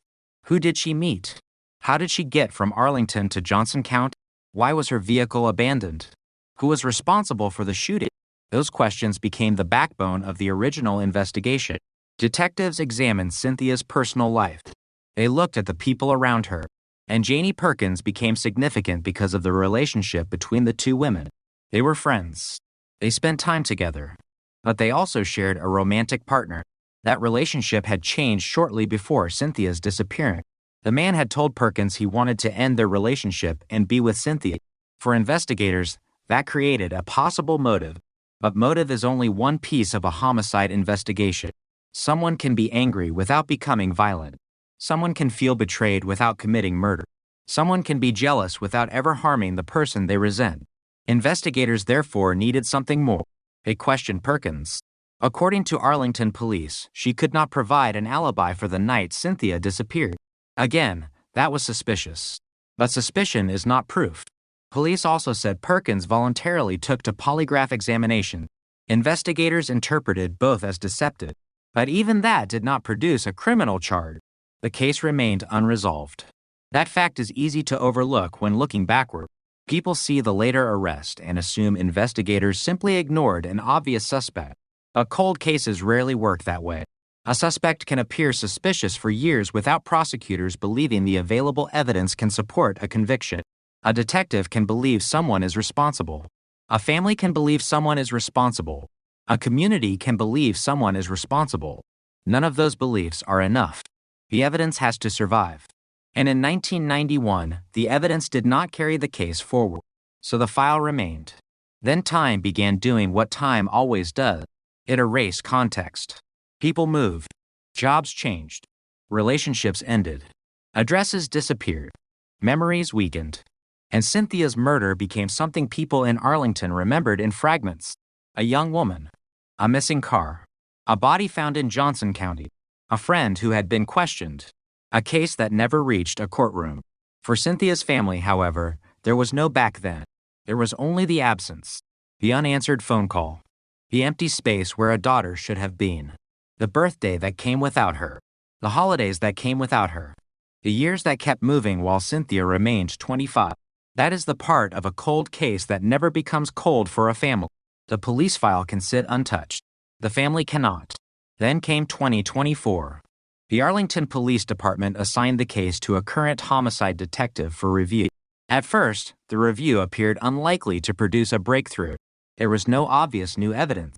No dramatic forensic discovery waiting in a laboratory. No anonymous confession arriving at headquarters. The detective simply began reading. That may sound insignificant. It was not, because every cold case begins again with someone willing to read the old material as if the answer might still be there.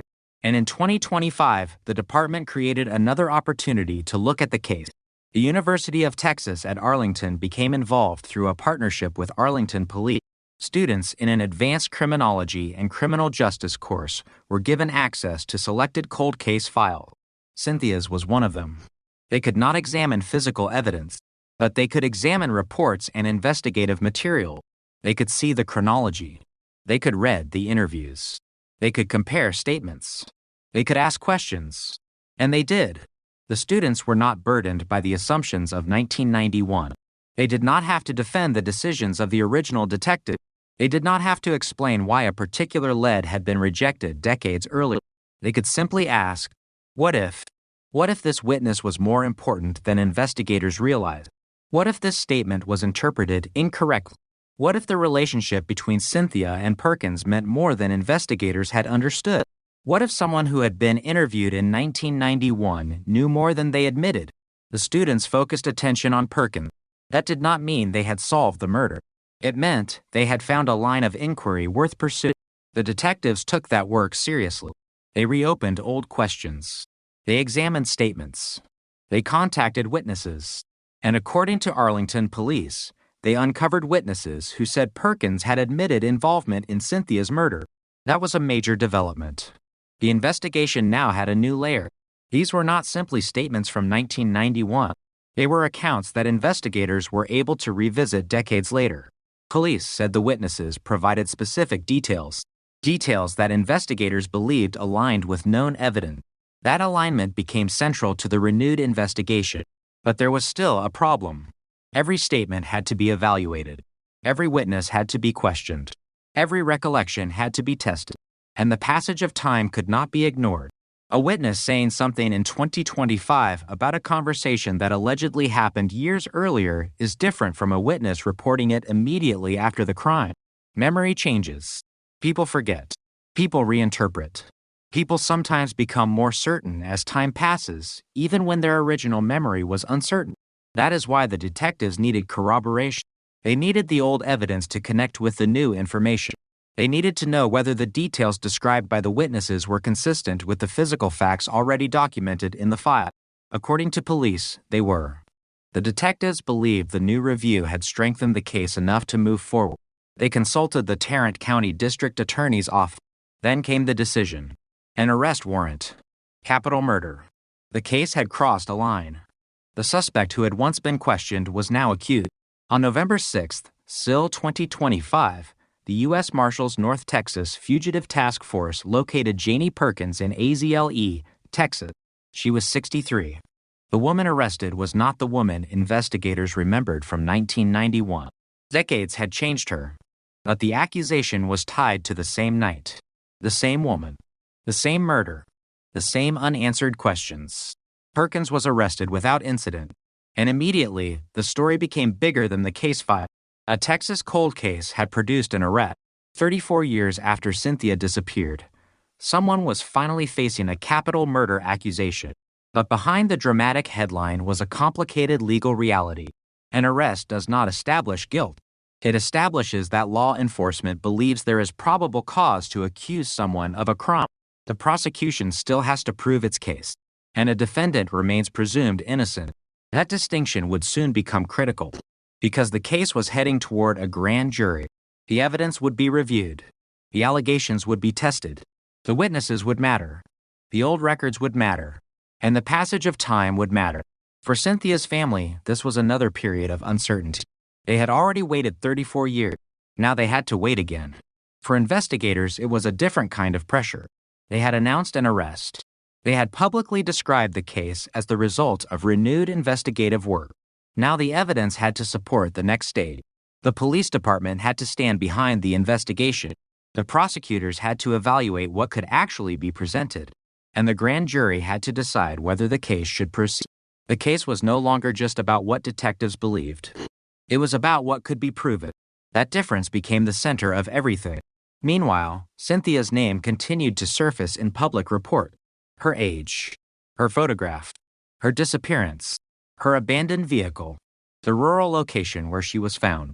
Each detail returned to the public consciousness. People who had never heard of Cynthia in 1991 suddenly learned her name in 2025. People who had lived through the original investigation remembered it again. And people who had been children at the time were now adult. The case had crossed generations. But the central facts remained unchanged. Cynthia left home. She did not return. Her vehicle was abandoned. Her body was discovered 5 days later. She had been shot multiple times. No one was convicted. Then, decades later, a woman was arrested. The story seemed to be approaching an ending. But there was one more stage. The grand jury. That stage would determine whether the arrest could become a prosecution. And that meant the evidence collected over decades would have to speak clearly. Not emotionally, not dramatically, not through headlines, through evidence. The defense would have its own questions. How reliable were the witnesses? How much time had passed? Were the alleged admissions documented when they supposedly occurred? Could the prosecution establish exactly what Perkins did? Could the evidence connect her to the murder beyond reasonable doubt? Those questions were waiting. And they would not disappear simply because the arrest had happened. The case had spent decades surviving without a defendant. Now it had to survive with one. That is a completely different challenge.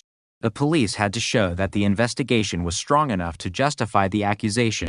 The prosecutors had to determine whether the available evidence could withstand legal scrutiny. And the grand jury had to decide whether there was sufficient cause to indict. For the first time since 1991, Cynthia's murder was moving toward that moment. The silence was ending, or at least it appeared to be. The old case file had been reopened. A suspect had been arrested. Witnesses had been re-examined. Students had helped investigators look at the evidence from a different angle. A decades-old mystery had suddenly become a living criminal case. But one fact remained impossible to escape. 34 years had passed, and every year had taken something away. A witness, a memory, a document, a piece of evidence, a chance to ask someone a question while they were still alive. That is the cruelty of time in a homicide investigation. The truth does not become stronger simply because people wait longer. Sometimes the truth becomes harder to prove. Sometimes the person who knows the answer dies. Sometimes the evidence disappears. Sometimes a case reaches the courtroom only to discover that the past cannot be reconstructed with the certainty required by law. And Cynthia's case was approaching exactly that test. The arrest had created hope, but hope was not evidence. The headlines had created certainty, but headlines were not verdicts. The investigators believed they had found the person responsible, but belief was not conviction. Everything now depended on what the grand jury saw. And while the public waited, the case returned to the same question that had haunted investigators since 1991. What happened to Cynthia Gonzalez after she left Arlington? The answer was still hidden somewhere inside those 34 years. Maybe in an old statement. Maybe in a forgotten memory. Maybe in a conversation that someone had never reported. Maybe in a detail that had seemed meaningless in 1991 but looked different decades later.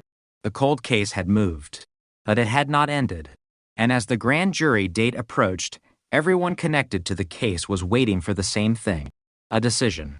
Not another theory. Not another headline. Not another name added to an old file.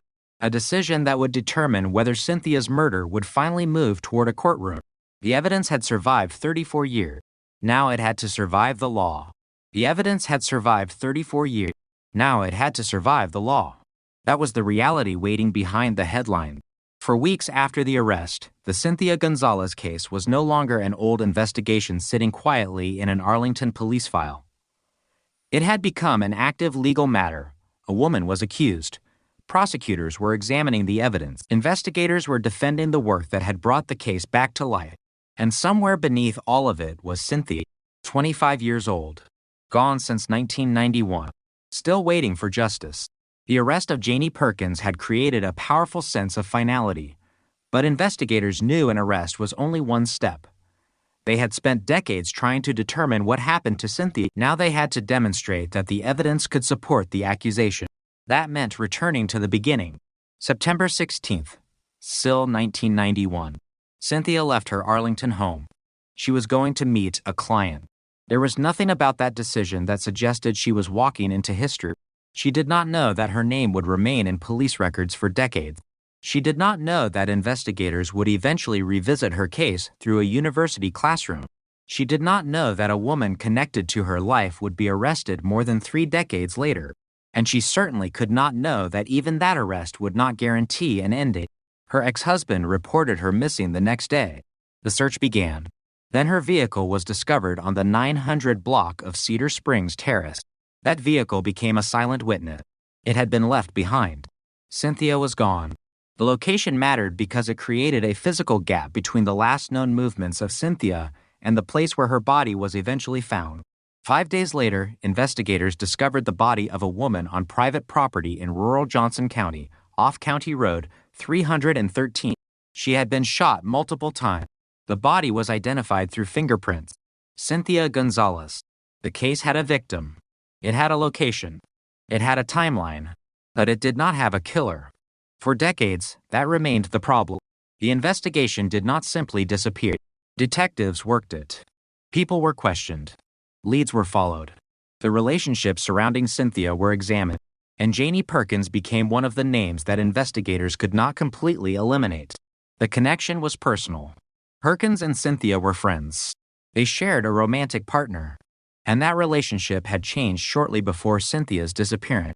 According to Arlington police, the man told Perkins that he was ending his relationship with her and choosing Cynthia. Investigators considered the possibility that jealousy or resentment could have played a role. But investigators also knew something else. A motive does not prove a murder. It only explains why detectives might look harder at one person. They needed evidence. They needed something that could connect suspicion to action. In 1991, they did not have enough to make an arrest. Perkins remained free. The years passed, and the case became one of those investigations that seemed destined to remain unanswered. Then the file was opened again. Not because someone suddenly discovered a dramatic piece of forensic evidence. Not because a killer walked into a police station. Not because a confession appeared overnight. The case moved because investigators looked again. That detail matters. Cold cases are often portrayed as mysteries solved by one miraculous clue. Real investigations are usually less dramatic. They involve old paperwork, old names, old interviews, old assumptions. Someone reads something that another investigator read 30 years earlier. But this time, the reader asks a different question. That was what happened with Cynthia's case. The Arlington Police Department assigned a current homicide detective to review it in 2024. The detective initially saw no obvious new lead. There was no easy breakthrough waiting inside the file. But the case remained open. Then the department partnered with the University of Texas at Arlington. The collaboration gave selected criminology and criminal justice students access to real cold cases. Cynthia's murder was among them. The students could not examine physical evidence, but they could study investigative report. They could look at the chronology. They could examine statements. They could question the assumptions surrounding the original investigation. And they did. The students focused on the people surrounding Cynthia. Perkins quickly became important. The relationship. The breakup. The absence of a verified alibi. The 2 voluntary polygraph examinations. The statements attributed to Perkins during the original investigation. None of those facts alone proved murder. But together, they formed a pattern that investigators believed deserved another look. The students brought questions to the detective. The detectives began conducting additional research. Witnesses were reconsidered. Old information was re-examined. And according to police, investigators eventually located witnesses who claimed Perkins had admitted involvement in Cynthia's murder. That was the new investigative foundation. The police said those witnesses provided specific details. Investigators compared those details with evidence already contained in the original case file. They believed the accounts were consistent. The case began moving rapidly. The renewed investigation did not erase the decades of uncertainty. Instead, it gave detectives a new reason to reconsider what had already been known. That distinction is critical. They were not suddenly discovering Cynthia. They were rediscovering the case. They were asking whether information that had existed for years could be interpreted differently when combined with newly developed witness accounts. The result was enough for investigators to move toward an arrest. They consulted the Tarrant County District Attorney's Office. A warrant was obtained. And then came November 6th, SIL 2025. The U.S. Marshals North Texas Fugitive Task Force located Janie Perkins in AZLE, Texas. She was 63. The woman investigators had questioned decades earlier was now under arrest for capital murder. The arrest was made without incident. For the public, the story seemed almost impossible. 34 years. One missing woman. One unresolved murder. One suspect. One arrest. The phrase cold case, solved suddenly, seemed obvious. But inside the legal system, the word solved meant something much more complicated. A detective could believe the evidence pointed to Perkins. A police department could announce an arrest. A prosecutor could present the case to a grand jury, but none of those steps could replace a conviction. Perkins remained presumed innocent.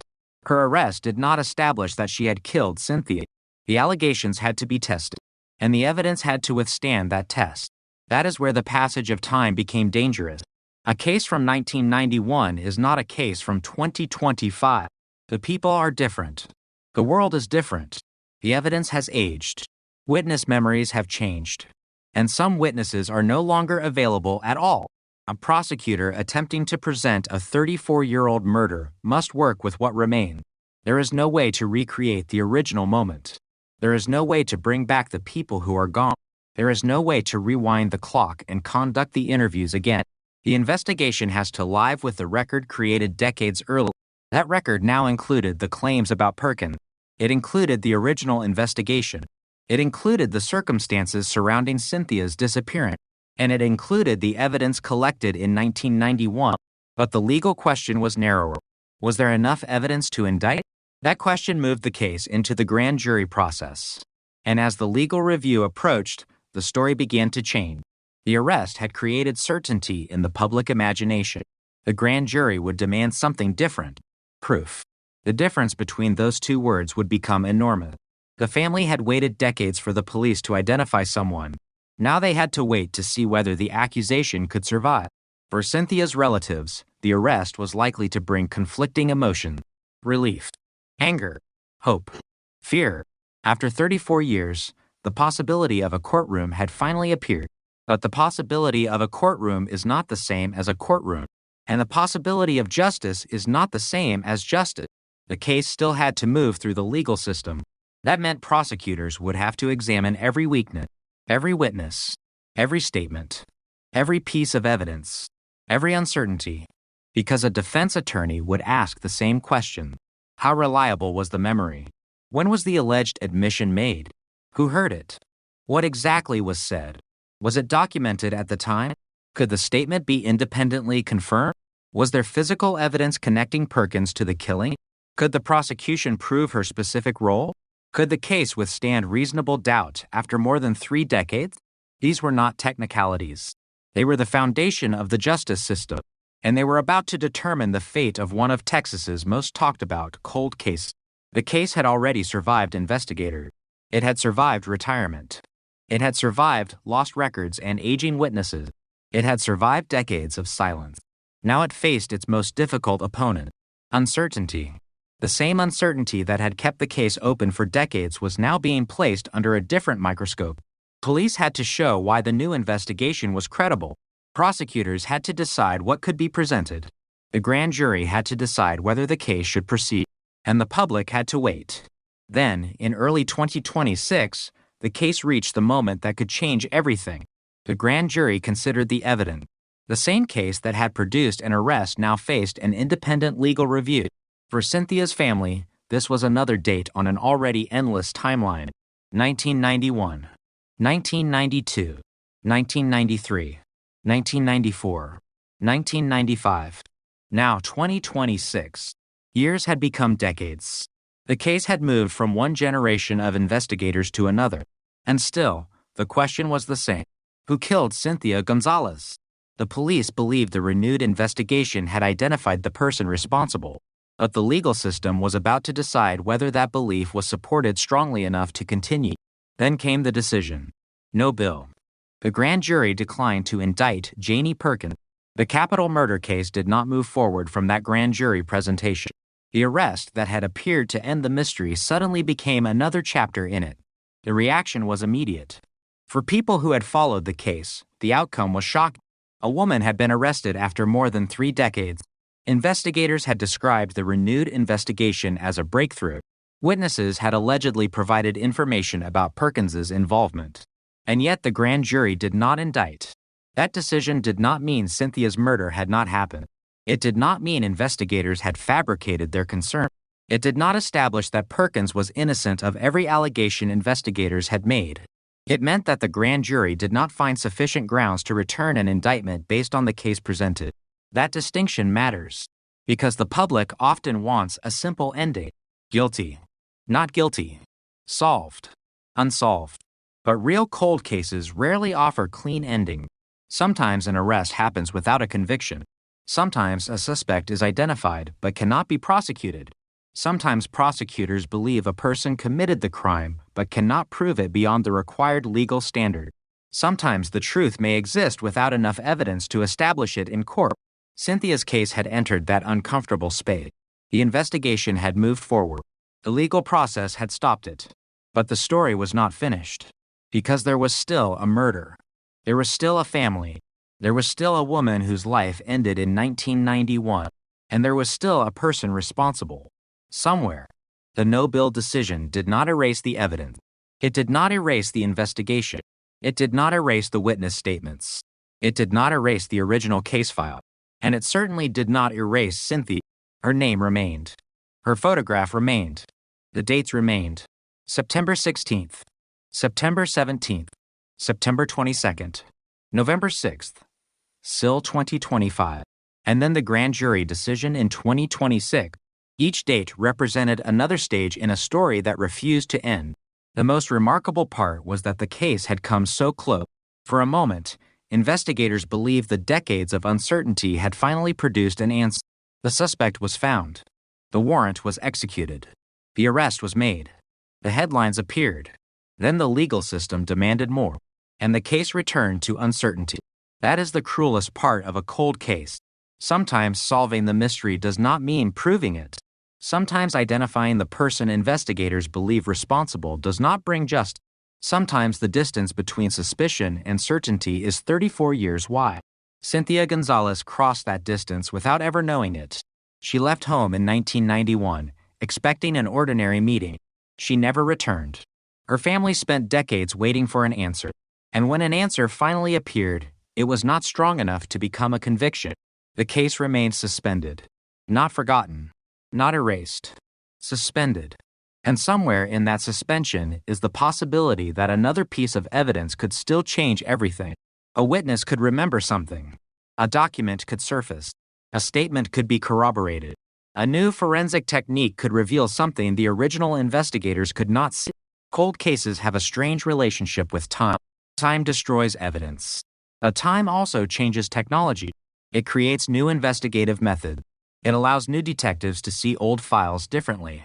It brings new generations into investigations that began before they were born. That is what happened with Cynthia. A case from 1991 entered a university classroom in 2025.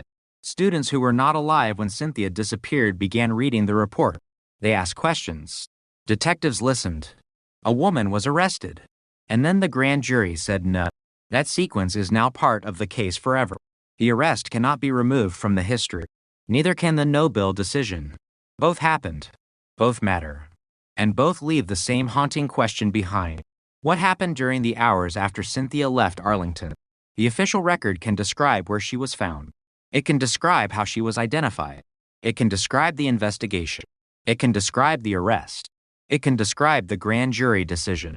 But there is still a space between those facts, a space where the final truth remains hidden.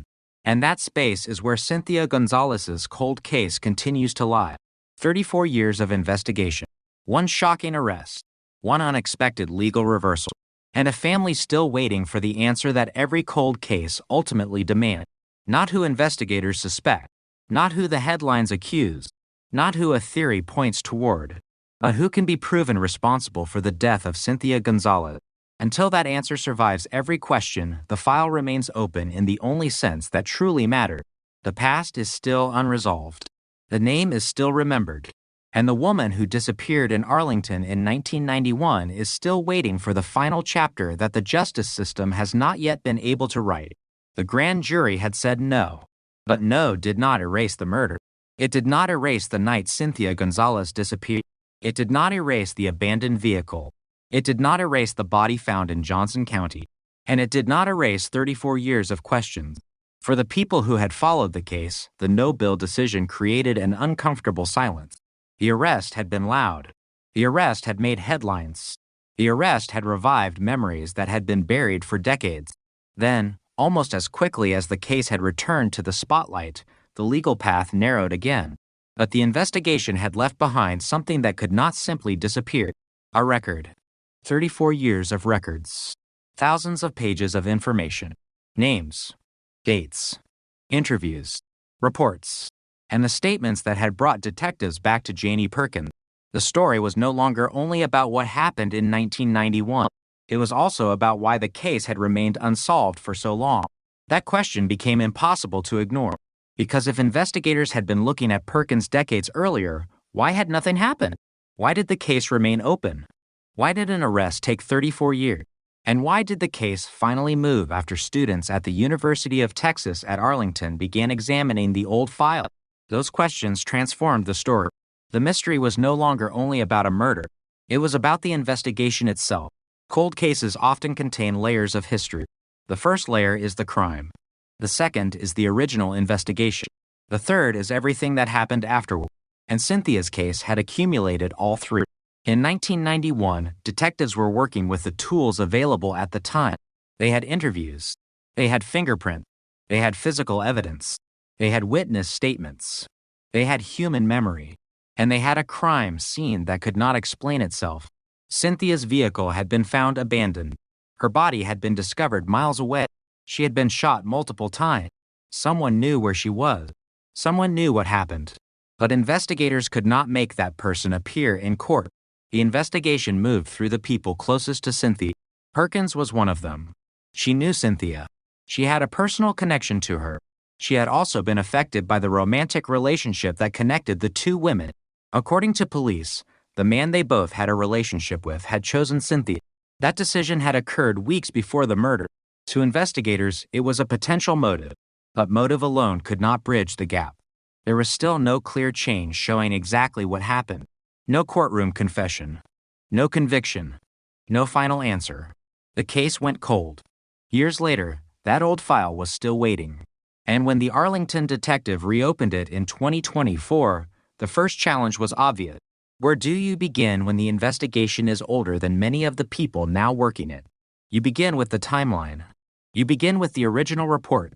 You begin with the names. You begin with the smallest details.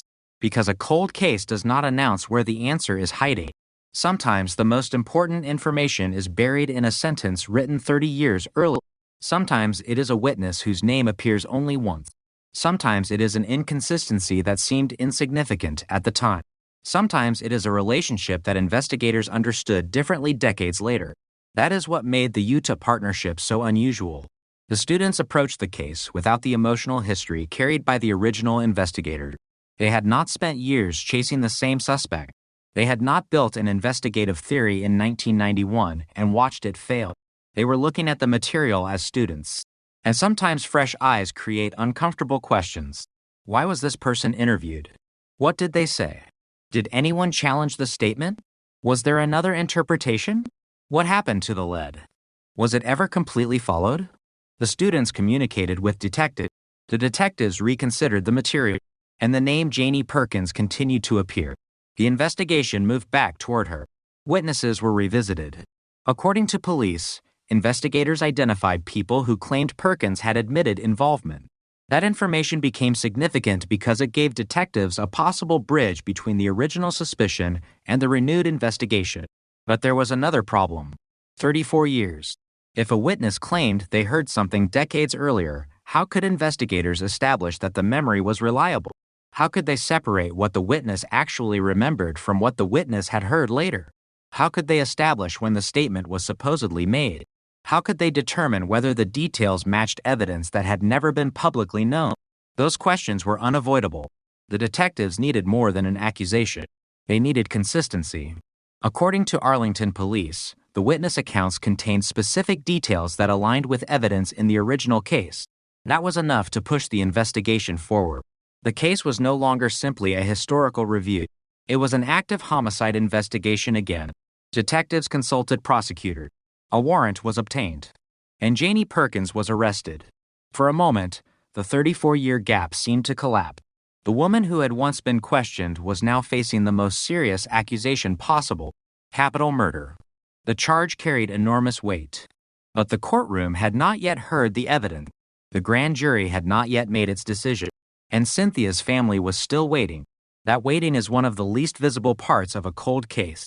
The public sees the arrest, the cameras, the headlines, the courthouse. But families experience something different. They remember the person before the crime.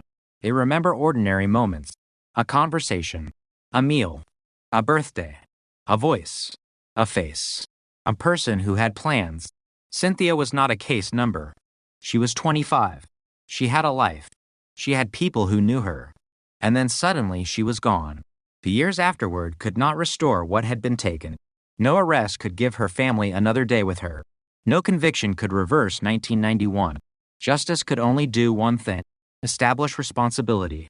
And that was why the grand jury mattered. If an indictment came, the case could continue. If it did not, the arrest would remain only an accusation. The evidence would remain contested, and the mystery would survive. When the grand jury returned a no bill, that survival became reality. The case had reached a legal wall. But walls are not always ending. Sometimes they are boundaries.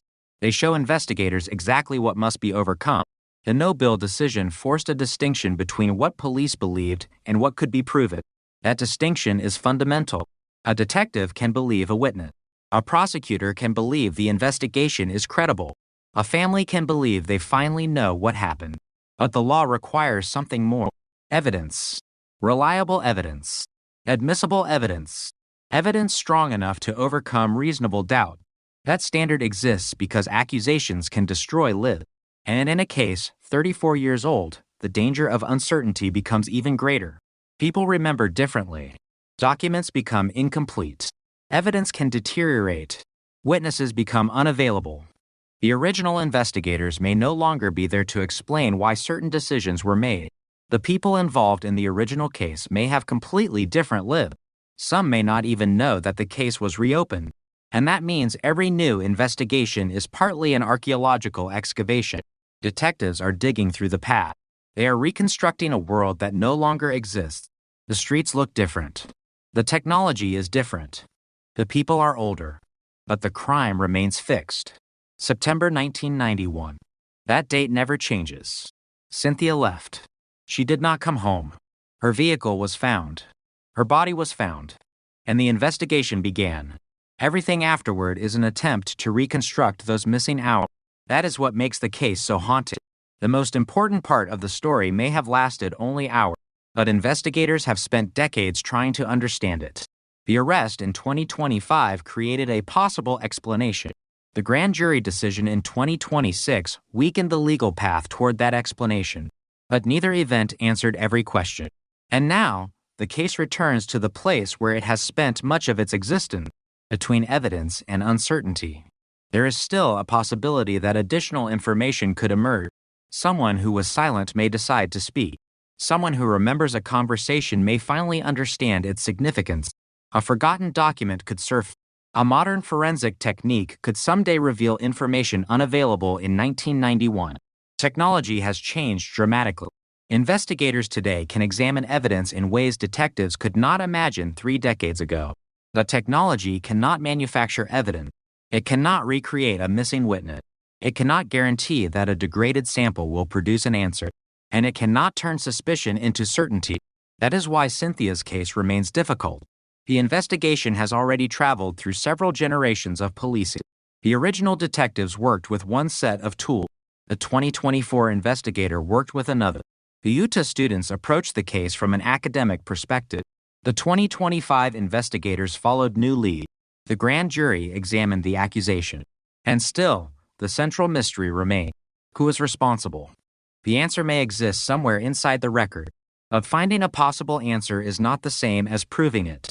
That is the difference between a cold case and a solved case. A solved case is not simply a case where investigators have a theory.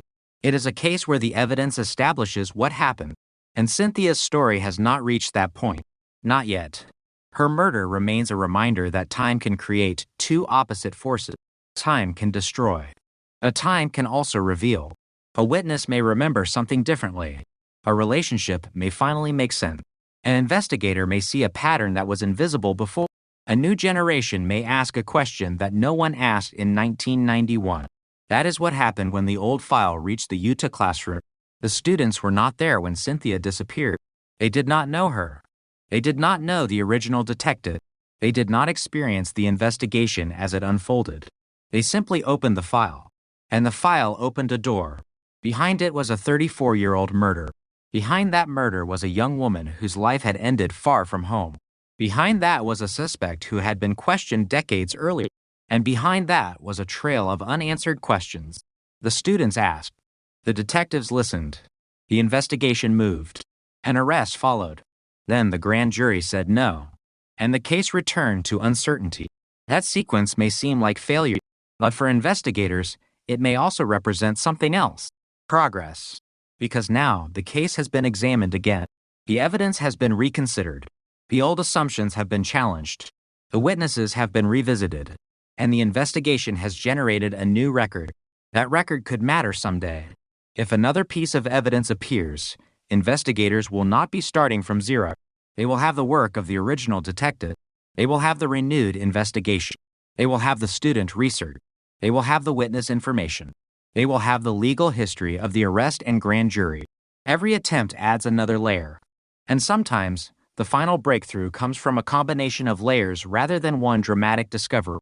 That is the hope. But hope is not closure. Cynthia's family has already learned that.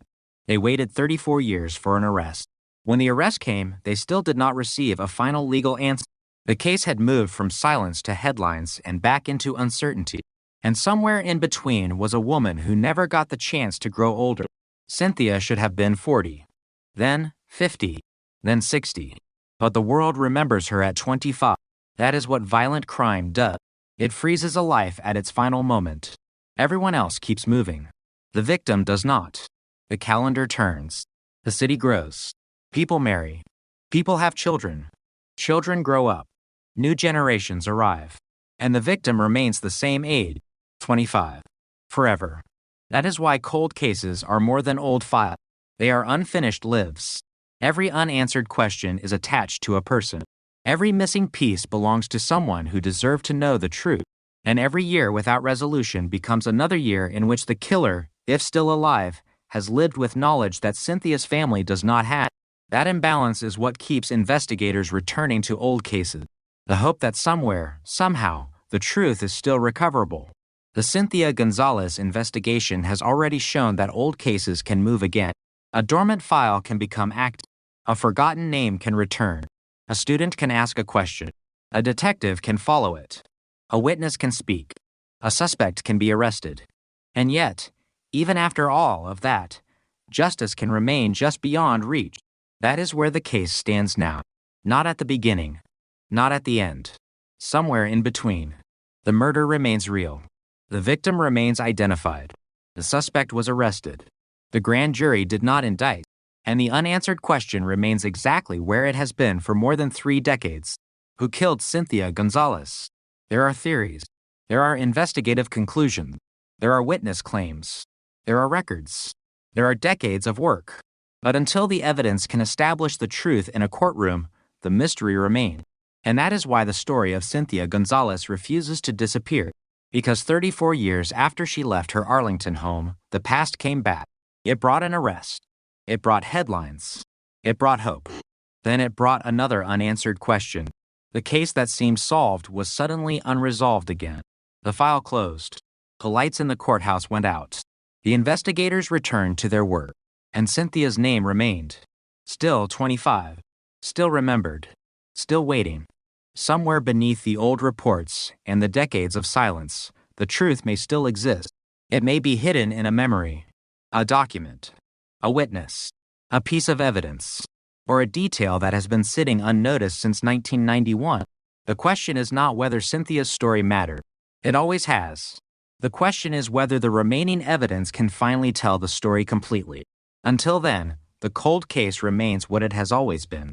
A murder without a conviction. A family without complete closure. And a question that refuses to die. By the time the old case file was opened again, almost everyone who had once known the details had changed. Some had moved away. Some had forgotten. Some had convinced themselves that whatever happened in 1987 belonged to another lifetime. But the file had not forgotten. The dates were still there. The photographs were still there. The statements were still there. And buried beneath layers of yellowed paperwork was the detail that had always bothered investigators most. The victim's last confirmed movement had never made complete sense. She had been seen leaving the place where she was supposed to be. After that, the timeline became a blank space. Not an ordinary blank space. A dangerous one. Because somewhere inside those missing hours was the answer. The investigators knew the victim had not simply vanished. Something had happened between the last confirmed sighting and the moment her vehicle was discovered. The question was what? In 1987, detectives had tried to reconstruct those hours. They had drawn timelines on paper. They had marked locations on maps. They had written names beside time. They had called witnesses. They had returned to the same questions again and again. What time did you see her? Where was she standing? Who was with her? What was she wearing? Did she appear frightened? Did she mention anyone? Did she say where she was going? Did you hear a vehicle? Did you notice another person? Every answer created another possibility. Every contradiction created another problem. One witness remembered a vehicle. Another remembered only the victim. One person believed the victim had left alone. Another thought someone had been waiting nearby. None of it was enough. The case remained open. Then the years began to erase the edges. The first anniversary passed. Then another. Then 5. Then 10. Eventually, the murder became one of those stories that older residents remembered but younger residents had never heard. The victim's name stopped appearing in newspapers. The original detectives retired. The younger officers inherited newer cases. The file moved from desk to desk. But the unanswered question remained. Who was responsible? For a long time, investigators had focused on the people closest to the victim. That was standard. The people closest to a victim often know more than they admit. They know the routines. They know the relationships. They know the arguments. They know the places the victim visits. They know who she trusts. They know who she fears. And sometimes they know the final destination. But knowing someone does not make a person guilty. That distinction had haunted the original investigation. The detectives had suspects. They had theories. They had motives. What they lacked was the final connection. The physical evidence could not tell them enough. The witness accounts were incomplete. The technology of the time was limited. And the investigation eventually reached a wall. That wall became the cold case. Decades later, the new detectives approached the file differently. They did not begin by asking who looked suspicious. They began by asking what could be proven. That changed everything. Instead of following the old assumptions, they rebuilt the timeline, minute by minute, location by location, statement by statement. The first confirmed sighting, the last confirmed sighting, the discovery of the vehicle, the discovery of the body. Every known movement was placed on the timeline. Then the gaps were marked. There were several, but one gap mattered more than the others. It was the period when the victim disappeared from the known record. That was where investigators concentrated. They looked at roads. They looked at businesses. They looked at residences. They examined old maps. They checked names from the original report. And they discovered something unsettling. One of the locations mentioned repeatedly in the original investigation had never been fully explained. It was not dramatic. It was not the kind of place that would attract attention. There was no abandoned warehouse, no secret basement, no hidden tunnel. Just an ordinary location that had existed in the background of the original story. That made it more interesting. Because ordinary places are where extraordinary crimes can disappear. A parking lot, a roadside business, a residential street, a quiet intersection. Places where nobody expects history to be hiding. The investigators returned to the location. The original buildings were gone or changed. The neighborhood looked different. The roads had been altered. New construction had erased some of the old landscape, but the map still provided clues. The distance between locations, the possible travel time, the roads available in 1987, the route a vehicle could have taken, and suddenly, the timeline began to narrow. Not enough to solve the case, but enough to challenge the old assumption. If the victim had traveled directly from the last known location, she could have reached the area in a certain amount of time. If someone had been with her, the timeline changed. If she had stopped somewhere, it changed again. If the vehicle had been moved after the crime, everything changed. The investigators needed to know which possibility was consistent with the evidence. They returned to the original witness statements. One by one. Some witnesses remembered almost nothing. Others remembered too much. And one statement stood out. A witness had described seeing the victim near a vehicle. The description had seemed unimportant decades earlier. But now the investigators had another question. What kind of vehicle? Was it the victim's vehicle? Was it another vehicle? Could the witness identify the person nearby? The original report contained only fragments. The witness had not known what those details meant. In 1987, neither did the investigators. Now they had 30 years of hindsight.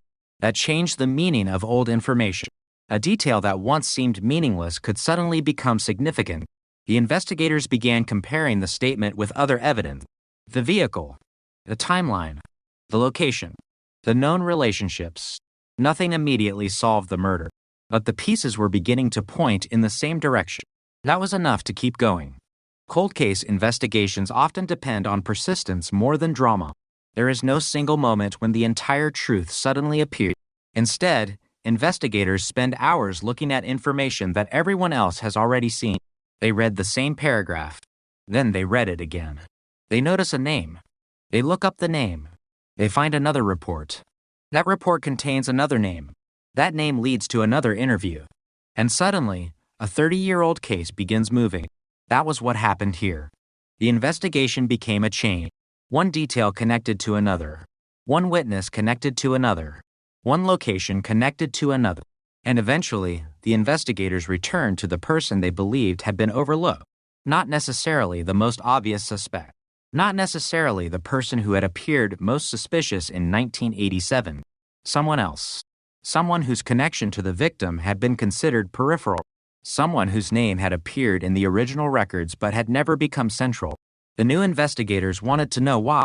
Why had that person been there? Why had their account changed? Why had one witness remembered something differently? Why had the original detectives not followed that led further? The answers were not immediate. But the questions were becoming sharper. And then they found an inconsistency. It was small. Almost invisible. A time. A location. A statement that did not fit perfectly with another statement. In a modern investigation, that kind of discrepancy might be checked immediately. In 1987, it had been buried among hundreds of other details. The new detectives checked it. Then they checked it again. The discrepancy mattered. Because if the original timeline was wrong by even a small amount, one person's story became much harder to believe. That person had said they were somewhere else. The old statement placed them there, but another piece of information suggested otherwise. Investigators began rebuilding the sequence. The victim left. The witness saw her. The vehicle appeared. The location changed. The body was eventually found. The time between those events became the focus, and slowly, the investigators began to believe that the crime had not unfolded the way the original investigation assumed. That was the first major shift. The second came from forensic evidence, not a dramatic piece of DNA suddenly appearing out of nowhere. The evidence had existed for years, but technology had changed. Modern forensic science could examine biological material in ways that investigators in 1987 could not. A sample that had once produced little useful information could now be re-examined. The detectives submitted evidence for advanced testing. Then they waited. Waiting is part of every forensic investigation. The evidence goes into a laboratory. The case returns to paperwork. Days become weeks. Investigators continue working other cases. Then one morning, the phone rings. A result is available. That moment can change everything. But before the result could be interpreted, investigators had to make sure the evidence was properly documented. Where did the sample come from? Who collected it? How had it been stored? Had the chain of custody been preserved? Could the laboratory result be trusted? A cold case cannot afford shortcuts. The entire point is reliability. The evidence has to survive decades of scrutiny. The investigators knew that. They did not want a dramatic headline. They wanted something that could withstand a courtroom. Then the laboratory returned the result. There was a DNA profile. It did not immediately identify the killer, but it excluded some possibility. That was progress. Another comparison followed. Then another. The investigators began narrowing the field. The profile belonged to a male. That alone did not solve anything. But it changed the investigation. For the first time, investigators had a biological clue that could be compared against people connected to the case. The old suspect list was reopened. Names were checked. Some were eliminated. Others remained. Then investigators found a person whose connection to the original case had been overlooked. He had been interviewed in 1987. His name was in the file. His statement was there. But his role had never been fully examined. Now his name looked different. The investigators compared his timeline with the forensic evidence. There were questions. He had given an explanation for his whereabouts, but the explanation depended heavily on memory. 30 years later, investigators had something memory could not change. DNA. The sample had survived, and the profile had survived with it. The detectives needed a direct comparison. They obtained a lawful reference sample. The laboratory performed the test. Then came the moment nobody in the department could ignore. The DNA matched. Not a vague similarity. Not a speculative connection. A match that investigators believed directly linked the individual to biological evidence from the original case. The old file suddenly became something else. It was no longer only a historical mystery. It contained modern forensic evidence. The investigators returned to every earlier statement. The timeline. The location. The witness. The vehicle. The relationship. The old interview. Everything had to be re-evaluated. The suspect's original statement now looked different. What had sounded plausible in 1987 became difficult to explain. The detectives reconstructed the movements. They compared the time. They compared the location. They compared the evidence. The pieces were no longer floating separately. They were connecting. And that was when the cold case truly changed. For decades, investigators had asked whether the evidence was enough to identify the person responsible. Now they had a biological link. The DNA did not tell the entire story. It could not explain motive.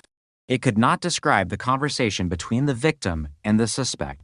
It could not tell investigators what happened inside the missing hour, but it placed the suspect in a relationship with the evidence. That was powerful. The investigation accelerated. Old witnesses were contacted again. Some were shocked to hear the case had moved. Others had never stopped thinking about it. One former witness remembered the suspect.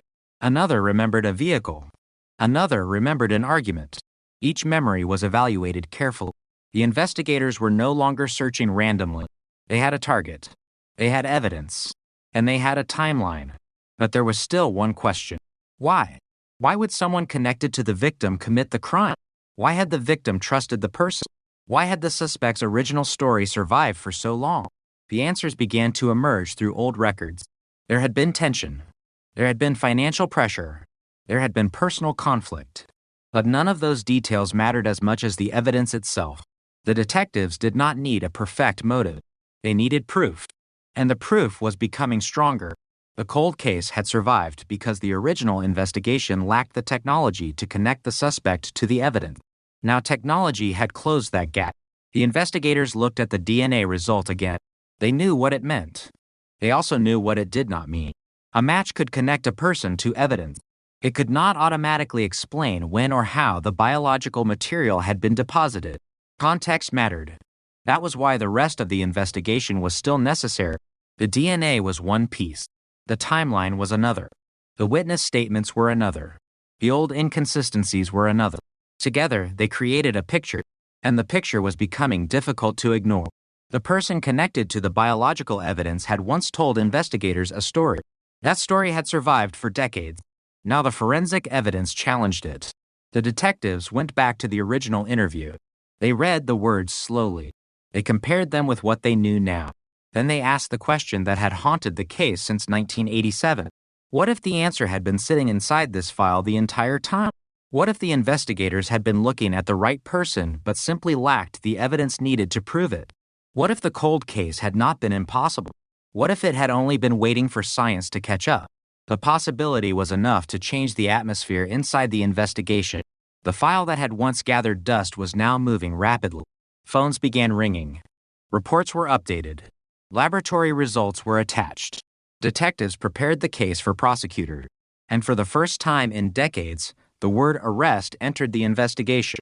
But an arrest would have consequences. A name would become public. A family would receive answers they had waited decades to hear. A community would remember a crime it thought had disappeared into history. And somewhere, the person investigators believed responsible would finally hear the accusation. The cold case had been silent for 38 years. Now the silence was about to break. And all because a tiny biological trace had survived the decades.